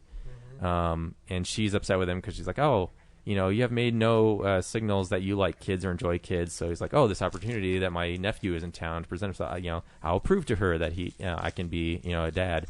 And then, of course, Clifford is out to sabotage any attempt to go he wants to go to Dinosaur World, and he gets his uncle to promise to take him there, but obviously work gets in the way, he can't take him, and then Clifford just seeks revenge on anyone who crosses him. So he's like this really shitty kid, and he does like horrible things to people where I'm just like, ugh. Like there's not really like anyone to root for, and eventually, you know, he drives Charles, his uncle, insane, and he starts doing bad things to people, you know, to get back at Clifford. Like, so is this a comedy or a drama? It's supposed to be a comedy, but it's like so mean-spirited, and it's like I feel dirty. Like a dark comedy. Yeah, and it starts out like it starts with Clifford's in the future as he becomes a priest, and some kid like screws up, and he's like, you know, let me tell you a story of, you know, why you should be a good person, but yeah, it goes back to him being this little shit, and then, you know, the problem is it takes like a near-death experience for him to like turn around. And like he makes no progress throughout the movie until then, so it's just like it just feels disingenuous. Like, oh well, we just need to wrap this up and make him a good person, but like there's no other string of events that like convinces him to. He falls in love with Mary Steenburgen, so he's, you know, trying to sabotage that relationship. It's like I think he's a 12-year-old boy as a character. It's like, oh, that's gross. Yeah. Yeah. Anyway. And then the newer stuff I rewatched Blaze of Glory, which is a lot of fun. The Will Ferrell and Napoleon Dynamite skate movie. It's just really silly, but I like it's fun. And I got to watch Baywatch, the one from last year, which was, you know, it's just there. I don't know. To me, it's like it's trying to be 21 Jump Street, and it doesn't know how. It's equal parts like too tame, but also like really raunchy at the same time. So the tone is all over the place. and the story just isn't that compelling. So yeah, and then it's fucking lifeguard detectives. Like, you can only stretch it so far. Yeah, and it understands like what it is, because in the movie they talk about like what's his name, High School Musical. Zac Efron. Yeah, he's like saying like he's making the case like, why are we doing all this? Like, we're just lifeguards. Yeah. But Dwayne Johnson is like trying to solve a murder. His character is the most intelligent in that entire movie. Yeah. I like, there are parts of Dwayne Johnson's performance that I really do enjoy in that film, but like Yeah. And then after I was done watching that on Prime, it like showed you can also watch the extended cut. I was like, I would just watch that to begin with to get it all out of the way. So yeah, and then the last thing I saw was Jaws was at the Esquire midnight last week, and I hadn't watched that in I don't know, since the mid 2000s, and that was pretty good, except for the people talking constantly. How does it hold up? Like I wasn't like, oh, this is like a great movie to begin with, but it was entertaining for what it was. Are you afraid to go swimming in the ocean? Are you afraid of Roy Scheider? Why would anyone be afraid of Roy Scheider? Are you afraid of Robert Shaw? No. Have you seen the film theory about that? No. About Jaws? That something about how the shark is all in his head because he's a recovering alcoholic or something. He's like drunk off his ass through most of the movie. No, because I don't want to think about dumb theories. I want them to realize it's a shark. It's there. How do they explain? Well, not like Richard the Dreyfuss and not Robert like the Shaw's. shark is totally in his head. I don't remember. It's been a while since I saw the theory, but something about how his drinking makes it seem like it's a bigger issue than it really is. Oh, that's interesting, but I'll find it and I'll send it to you guys. I'd be interested in seeing this. Yeah, because like it's a cool idea because that would make sense, but the fact that the rest of the town is in on it. Because they want that sweet tourism. And money, 3 people have died, so like I guess maybe if it it's was all more a dream. like the final conflict was in his head or something. Yeah. I didn't remember it well, so it did transpire like different. Like I was like, my memory of the movie was going, and then it was constantly subverting it because I thought Richard Dreyfuss died at the end. It's Robert Shaw. Yeah, I thought they both got eaten, but clearly they didn't. So they did. They have HD now. They're at the Esquire had the print look. Like, was it just like straight up like Blu-ray quality and whatnot? Yeah, I think it was a digital copy. So must look nice. The first 15 minutes of that movie still look amazing. Like the better quality it gets. I was taken aback how all the scenes Spielberg directs it so people are constantly talking over each other. Mm-hmm. Like stuff going in the background, and so all the audio jumbles together. But that's like, so he's shooting it like it's actually happening as it would in the real world. Like no one's really, like, I guess there's very little space in between. Yeah, I guess it's for like it kind of, I guess, diffuses the exposition because it feels like people are just, they're not telling it to the audience, they're telling it to each other because they're in that moment. They don't have feels... to go into expository dump. Yeah. Yeah. Sweet. I feel like there's something else it was I had a on that. cracked.com. It's the scarier story you missed in the background of Jaws. Cracked? Yeah. So yeah, it's probably a joke article. That's cool. Basically saying how the main guy is an alcoholic. Yeah. Well, I mean, yeah, there's that one scene where he basically drinks all the wine he brings over. Oh, yeah. I feel like I'm forgetting something, but anyway. Yeah, that's what I watched this week. And now we get to talk about Ant-Man and the Wasp. Yeah, this week we watched... What'd you watch, Zach? Oh, sorry. I was falling asleep from Brad talking. Actually, not a whole lot, but there are 2 things I wanted to bring up from last week that I did not mention. I put out the new Clint Eastwood article, and they discussed 2 films because we're basically playing category catch-up so that we can get to the Westerns and finish this sucker once and for all. So the first film was Breezy, which is a film he directed but did not star in, and it has William Holden, who was a matinee idol in the 40s and 50s, and Kay Lenz, who was a 70s star. Wasn't he in the 1950s version of Sabrina? I believe so, yeah.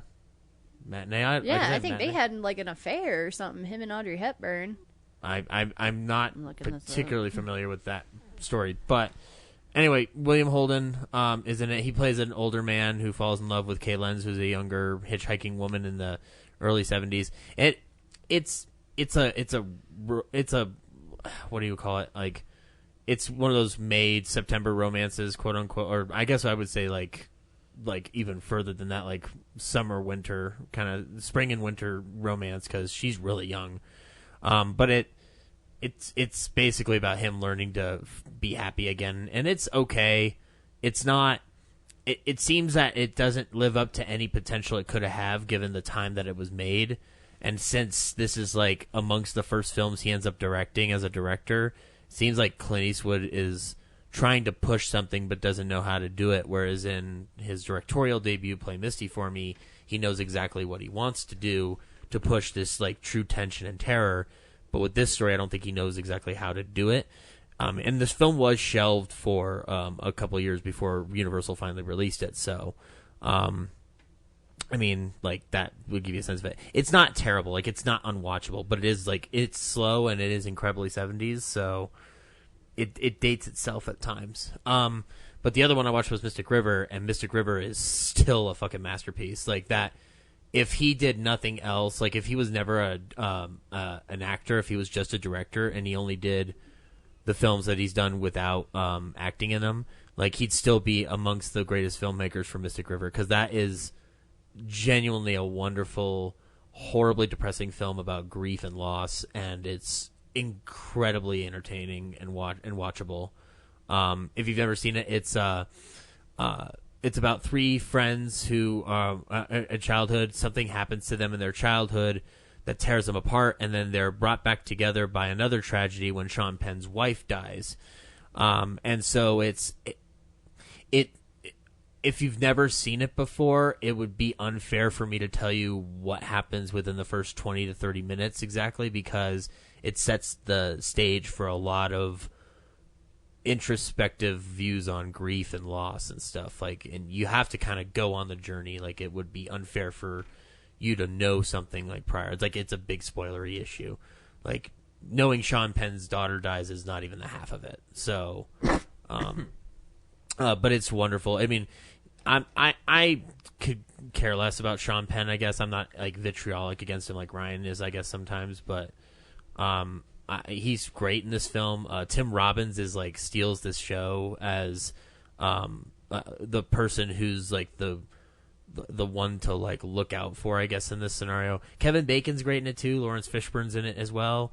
And it's beautifully shot, and it, like I said, like it, and I put it in the article. If Lord of the Rings: Return of the King, or like hadn't have been the film to win that year, it would have gone to Mystic River, because it's that, like, solid a film.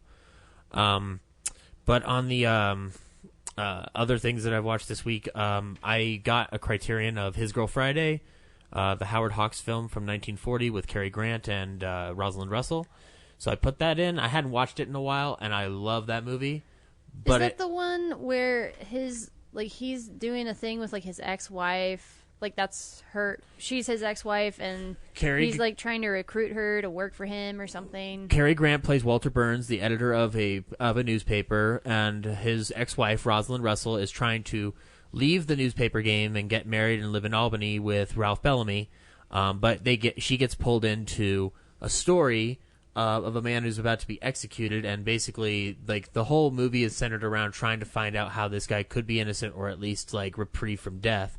And it's a screwball comedy, but, like, also it's based on a play called The Front Page, which was a big hit back in its day in the 20s, and the play itself is loaded with a lot of political and social commentary of the time, some of which, while you can still watch His Girl Friday, it is there is a lot of incredibly dated stuff happening in there, like that. It's not exactly relatable to today in terms of its specifics, but in terms of its overall tone and theme, it is incredibly relatable still.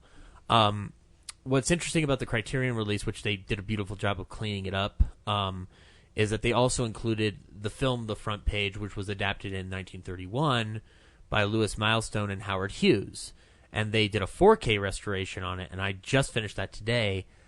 And the difference is that in the original play, the Rosalind Russell character in His Girl Friday is actually a man. and in the front page version, he's played by Pat O'Brien, who was a frequent co-star of Jimmy Cagney. And Adolphe Menjou plays the Cary Grant role in this original one. What's interesting about like watching them side by side, I guess, is that His Girl Friday is like a well-respected, well-regarded like screwball comedy. It's like immensely watchable, and it like moves at rapid pace, so like it's entertaining to watch.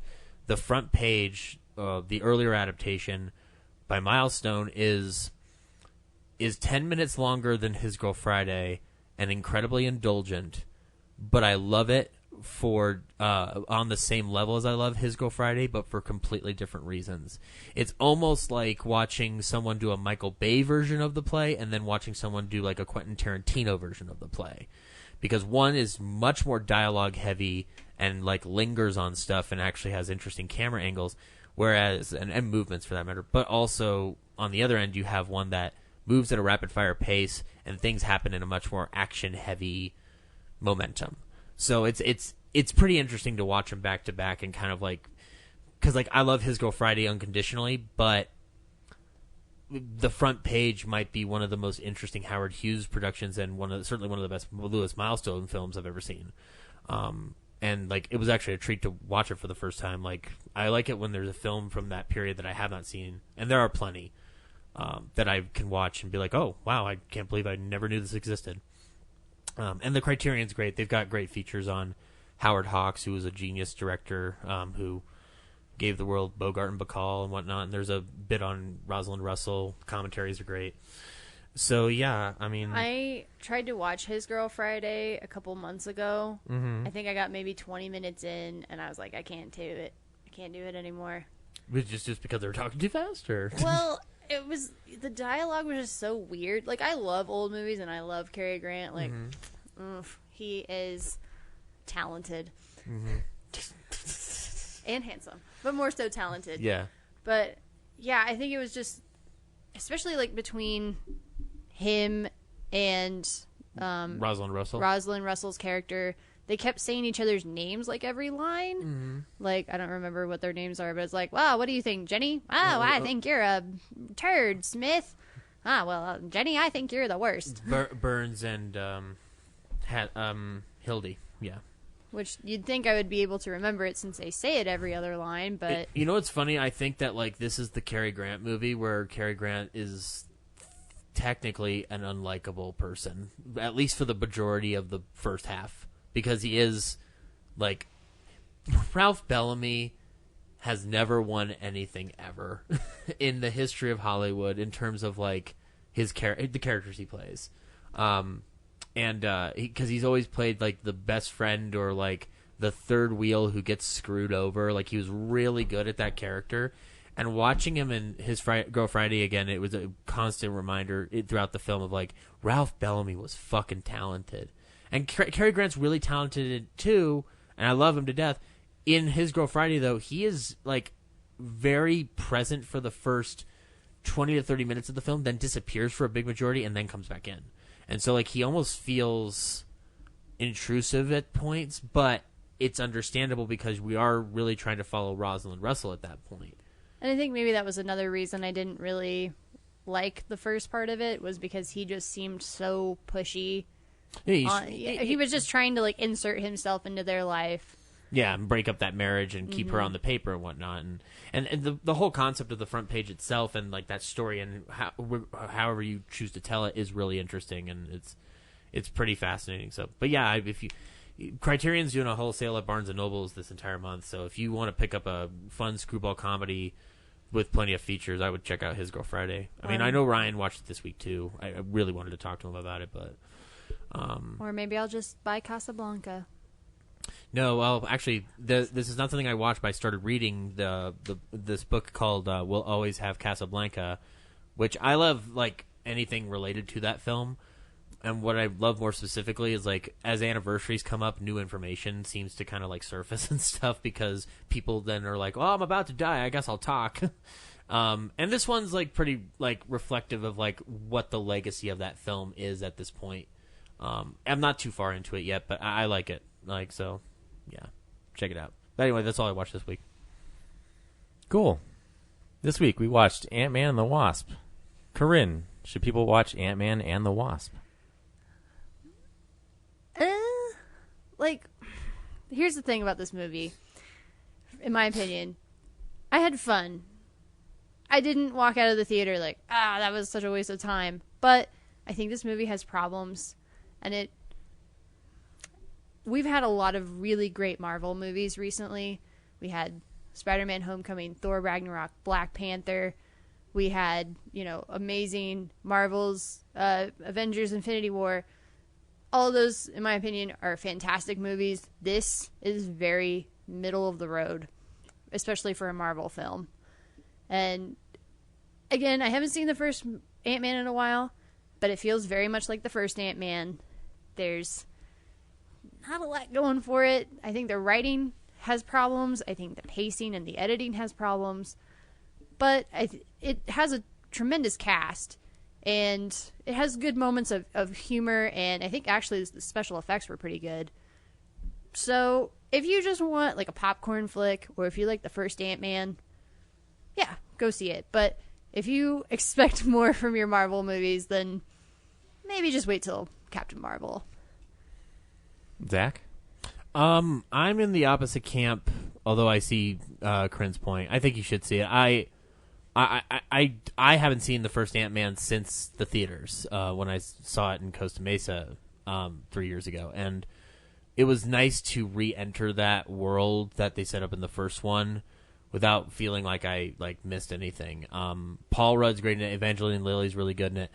I was actually surprised how great Michael Douglas in this film is compared to what I remember of him being in the first one, because he's a little more emotionally invested in this film, in my opinion. And the whole cast across the board is great. The gal who plays Ghost is pretty fucking good. Although I do have a problem with that villain, and we'll talk about it later. But and the visual effects are fucking awesome. So yeah, I think you should. I mean, and there's a post-credit sequence that you absolutely should watch. So why not go see this movie? I enjoyed it. It was fun. I didn't like it as much as the original Ant-Man, and I'm saying all this with the caveat that the screening I went to featured the return of Snort, the guy who constantly snorted through Tag, the preview of Tag that I saw. He followed you back? I don't know if he wasn't following me, but he just coincidentally, I can't believe I went to 2 screenings with this guy. Just when you thought the night war was over. Yeah, so it was Snort. Wait, was he trying to laugh, or does he just have problems? Yeah, he must have some kind problems. of some septum sinus. It's probably sinus issue. Thing. Sinus infection. Yeah. And he doesn't apologize for it. So he is a strong, independent, sinus-infected man, and he don't need no one to tell him what to do. It's so obnoxious. I don't know how other people get through the movie. And so anyway, I was completely distracted a lot of the time.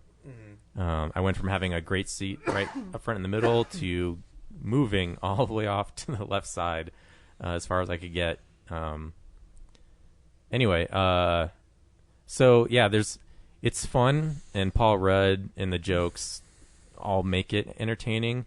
The story, though, seems very weak to me, and it's also for a professional movie, there's a lot of weird edits, which must mean there's some bonus content that will probably end up on the DVD. But a lot of scenes end in weird places, and the story jumps around to times where you're just wondering, okay, I guess they're just doing this next.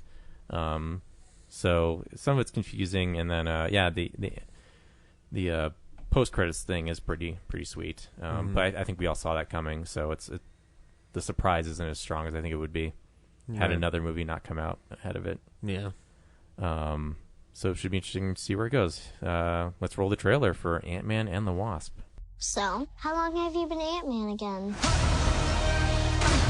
Not long. It just sort of happened. I wish I could fight bad guys like you. I seem to mess it up almost every time. Maybe you just need someone watching your back. Hi.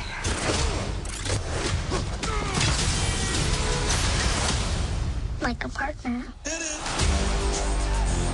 Dr. Pym, I actually heard what happened to you. You opened up the quantum realm. That's when this crazy creepy ghost who like walks through walls and stuff. Stole your tech. And now she wants to take over the world or whatever. Who would have believed that in your hour of need, you would turn to us? Not me.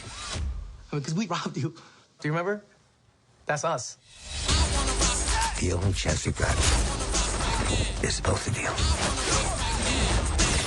Ant-Man and the Wasp teaming up. Follow my lead.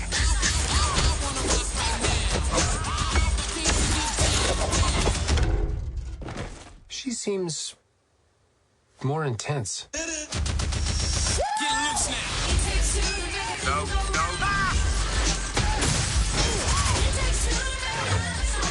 You go low, I'll go high. I have wings. Why would I go low?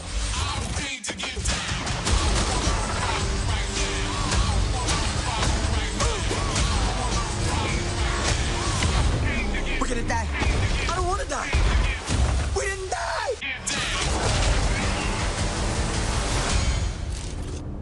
Hey, what'd I miss? We were just tiny.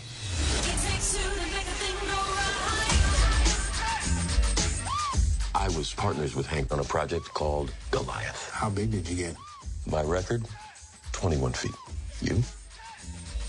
65 feet. 65. If you two are finished comparing sizes, 65. I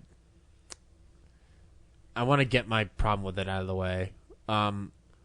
My issue with this film ultimately is that they stuff in too many villains and in weird places. I was about to say the same thing. As much because I really like the idea of Ghost and like this being a personal vendetta issue, because like that would kind of align with the first Ant-Man to a degree.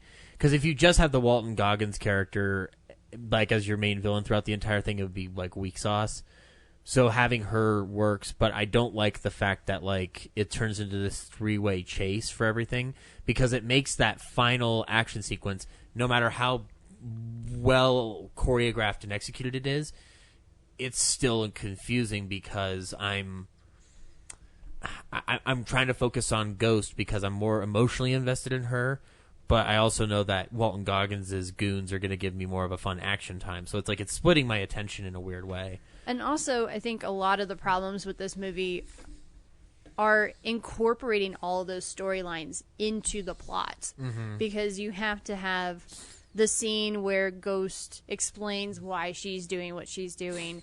Then you also have to have the scene where the southern dude, Goggins' character, where he goes to interrogate Paul Rudd's friends with the true serum. I was hoping for Louise stories, and the way we got Louise stories was amazing.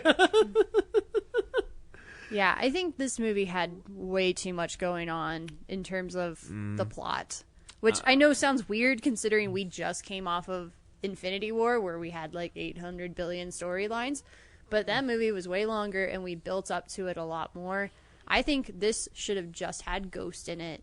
I didn't need the Goggins dude character. Like Ghost and them trying to get back the old Wasp, Michelle Pfeiffer's character, plenty of stuff going on. I don't need Ant-Man's new company that he's setting up with his friends.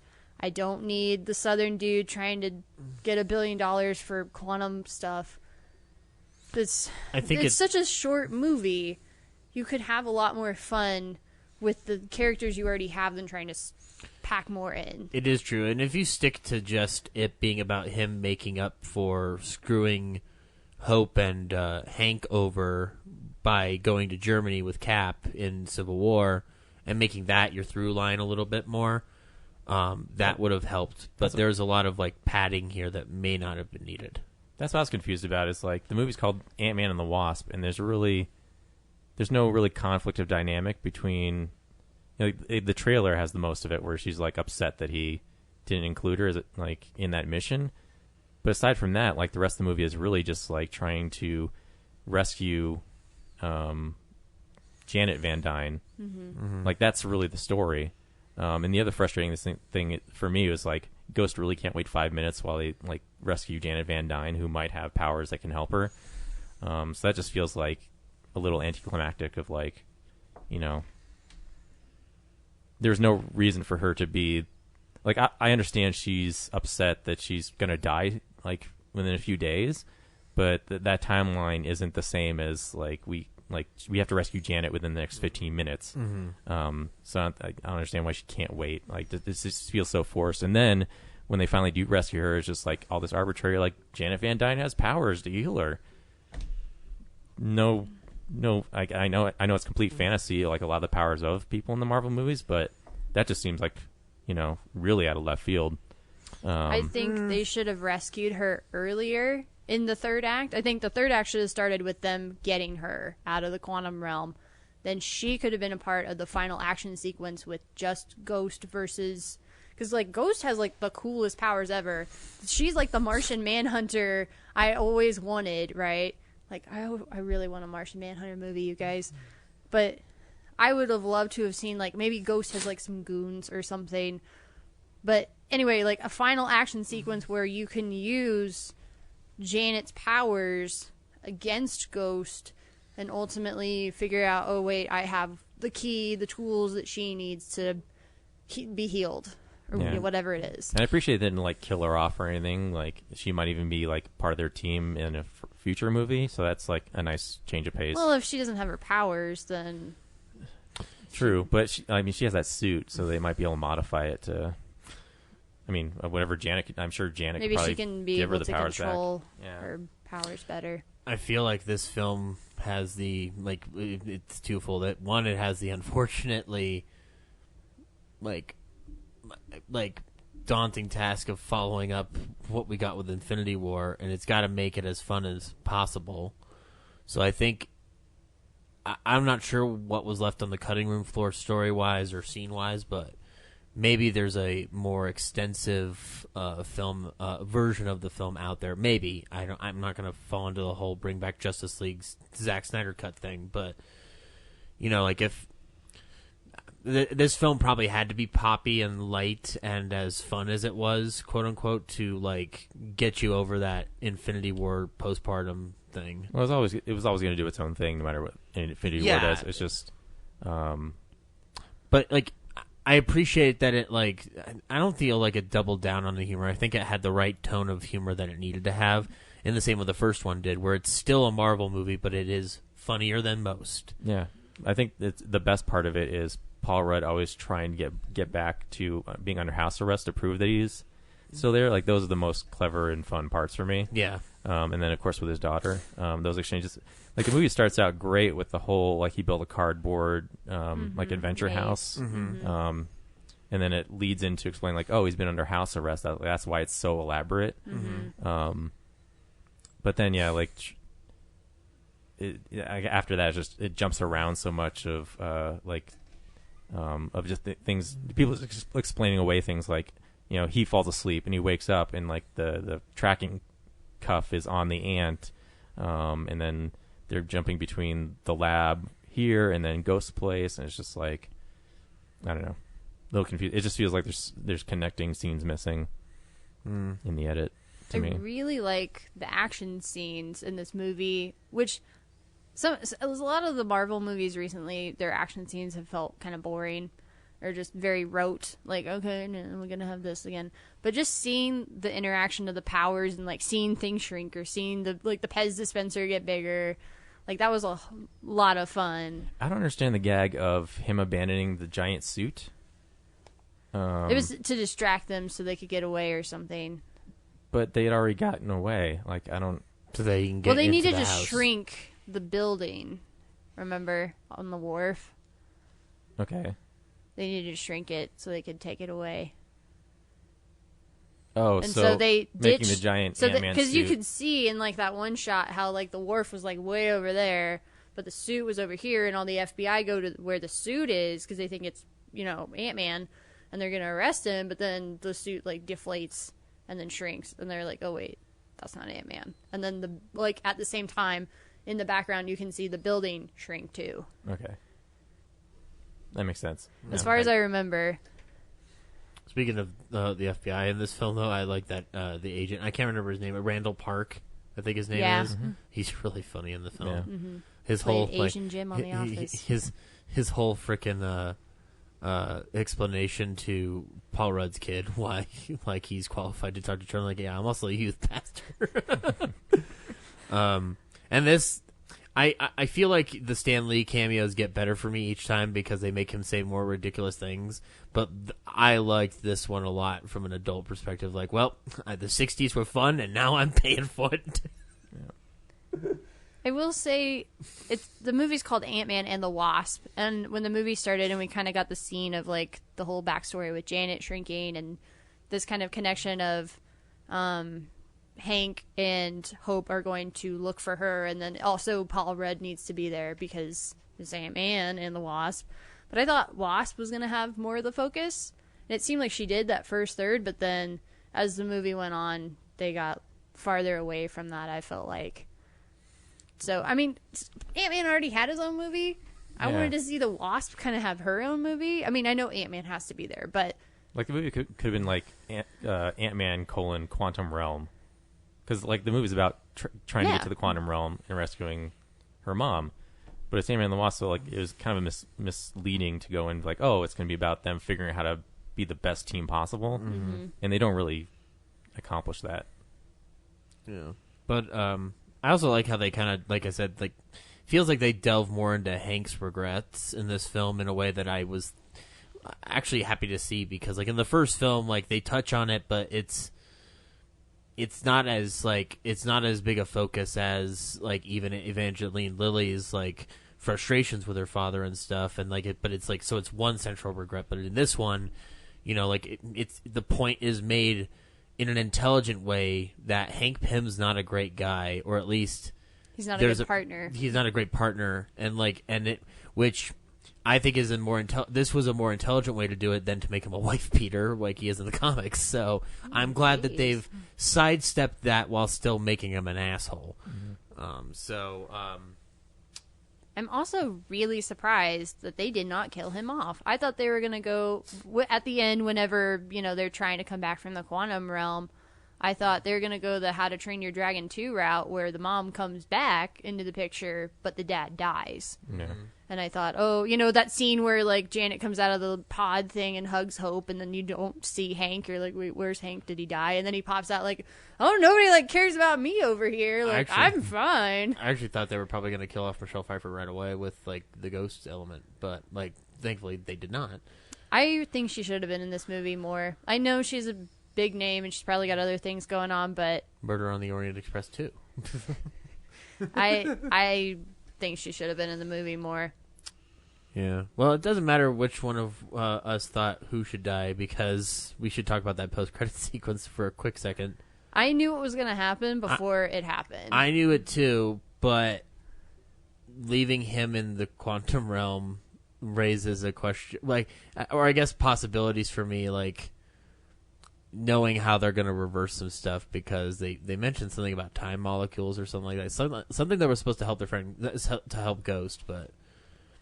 Also, like I said, it's been a while since I saw the first Ant-Man. How is it that he was able to come back from the quantum realm, but she wasn't?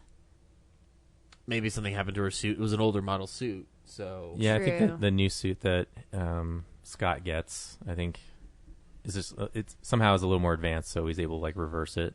Okay. Whereas, yeah, I guess when Hank and Janet were those characters, they didn't have that option. Okay. Why does he need the tunnel to go back then? It's theoretically it's theoretically a safer way to do it, because then you can put in that shrinking car, or shrinking, like, scuba machine, whatever it is. Mm-hmm.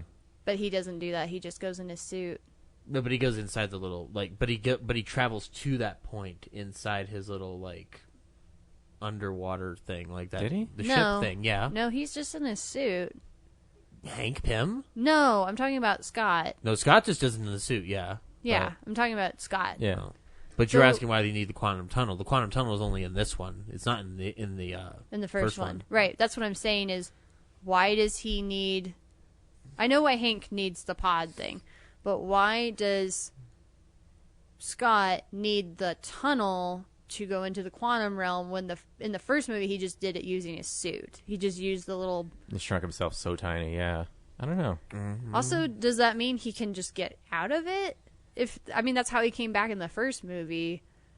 Maybe it's more complicated than that. So I don't know. That was another fun thing is I appreciated story-wise his suit malfunctioning so much. Like, set up some fun opportunities for scenes. Honestly, when they did that scene at the school where he steals the thing back from his daughter, I thought that they were gonna have like the kids come in and there was gonna be like a whole gag with that. But I was actually kind of glad that they just kind of moved on to the next thing. And I liked the interaction in the van of like, "You want a juice box? How was school You today?" It reminded me of the baby legs scene from Deadpool 2. Yeah, cool. That might have been the funniest part of the movie for me. Also, that and when Michael Peña's character like kind of recounts their whole Hope fucking and origin Scott's story. Yeah. Did they make out like that in the first movie? I don't remember. I think you might have exaggerated. They're like, "Man, yeah. you're gonna find the one." It Like, looked dude, like we're it. gonna be best friends. Where's Scott? Well, I can tell you where he's at emotionally. One of the funniest I wanna things know where I've he's seen. at literally. Yeah. One of the funniest things I've seen this year is Evangeline Lilly talking physically, but Michael Peña's voice coming out of her mouth. That's fun. Cool. Well, next week I think we're seeing Hotel Transylvania 3. Skyscraper. Or Skyscraper. Yeah. It's really up to Ryan, I guess. I mean, I might not be here, so. You may not be here? Yeah, I gotta shoot a movie. You shooting a movie? Yeah. What's it called? Trauma. Sure. Trauma. What? I don't know. Better than Twombly 2. Yep. I don't know. I didn't give you permission to take over my story. You lost the rights when you went to LA. What? I lost the rights to my brain? Yep. Okay. Whatever. Well, enjoy Hotel Transylvania or Skyscraper. Yeah. Or both. Thanks for coming on again, Corinne. Sure. Thanks, guys. Thank you very much, Corinne.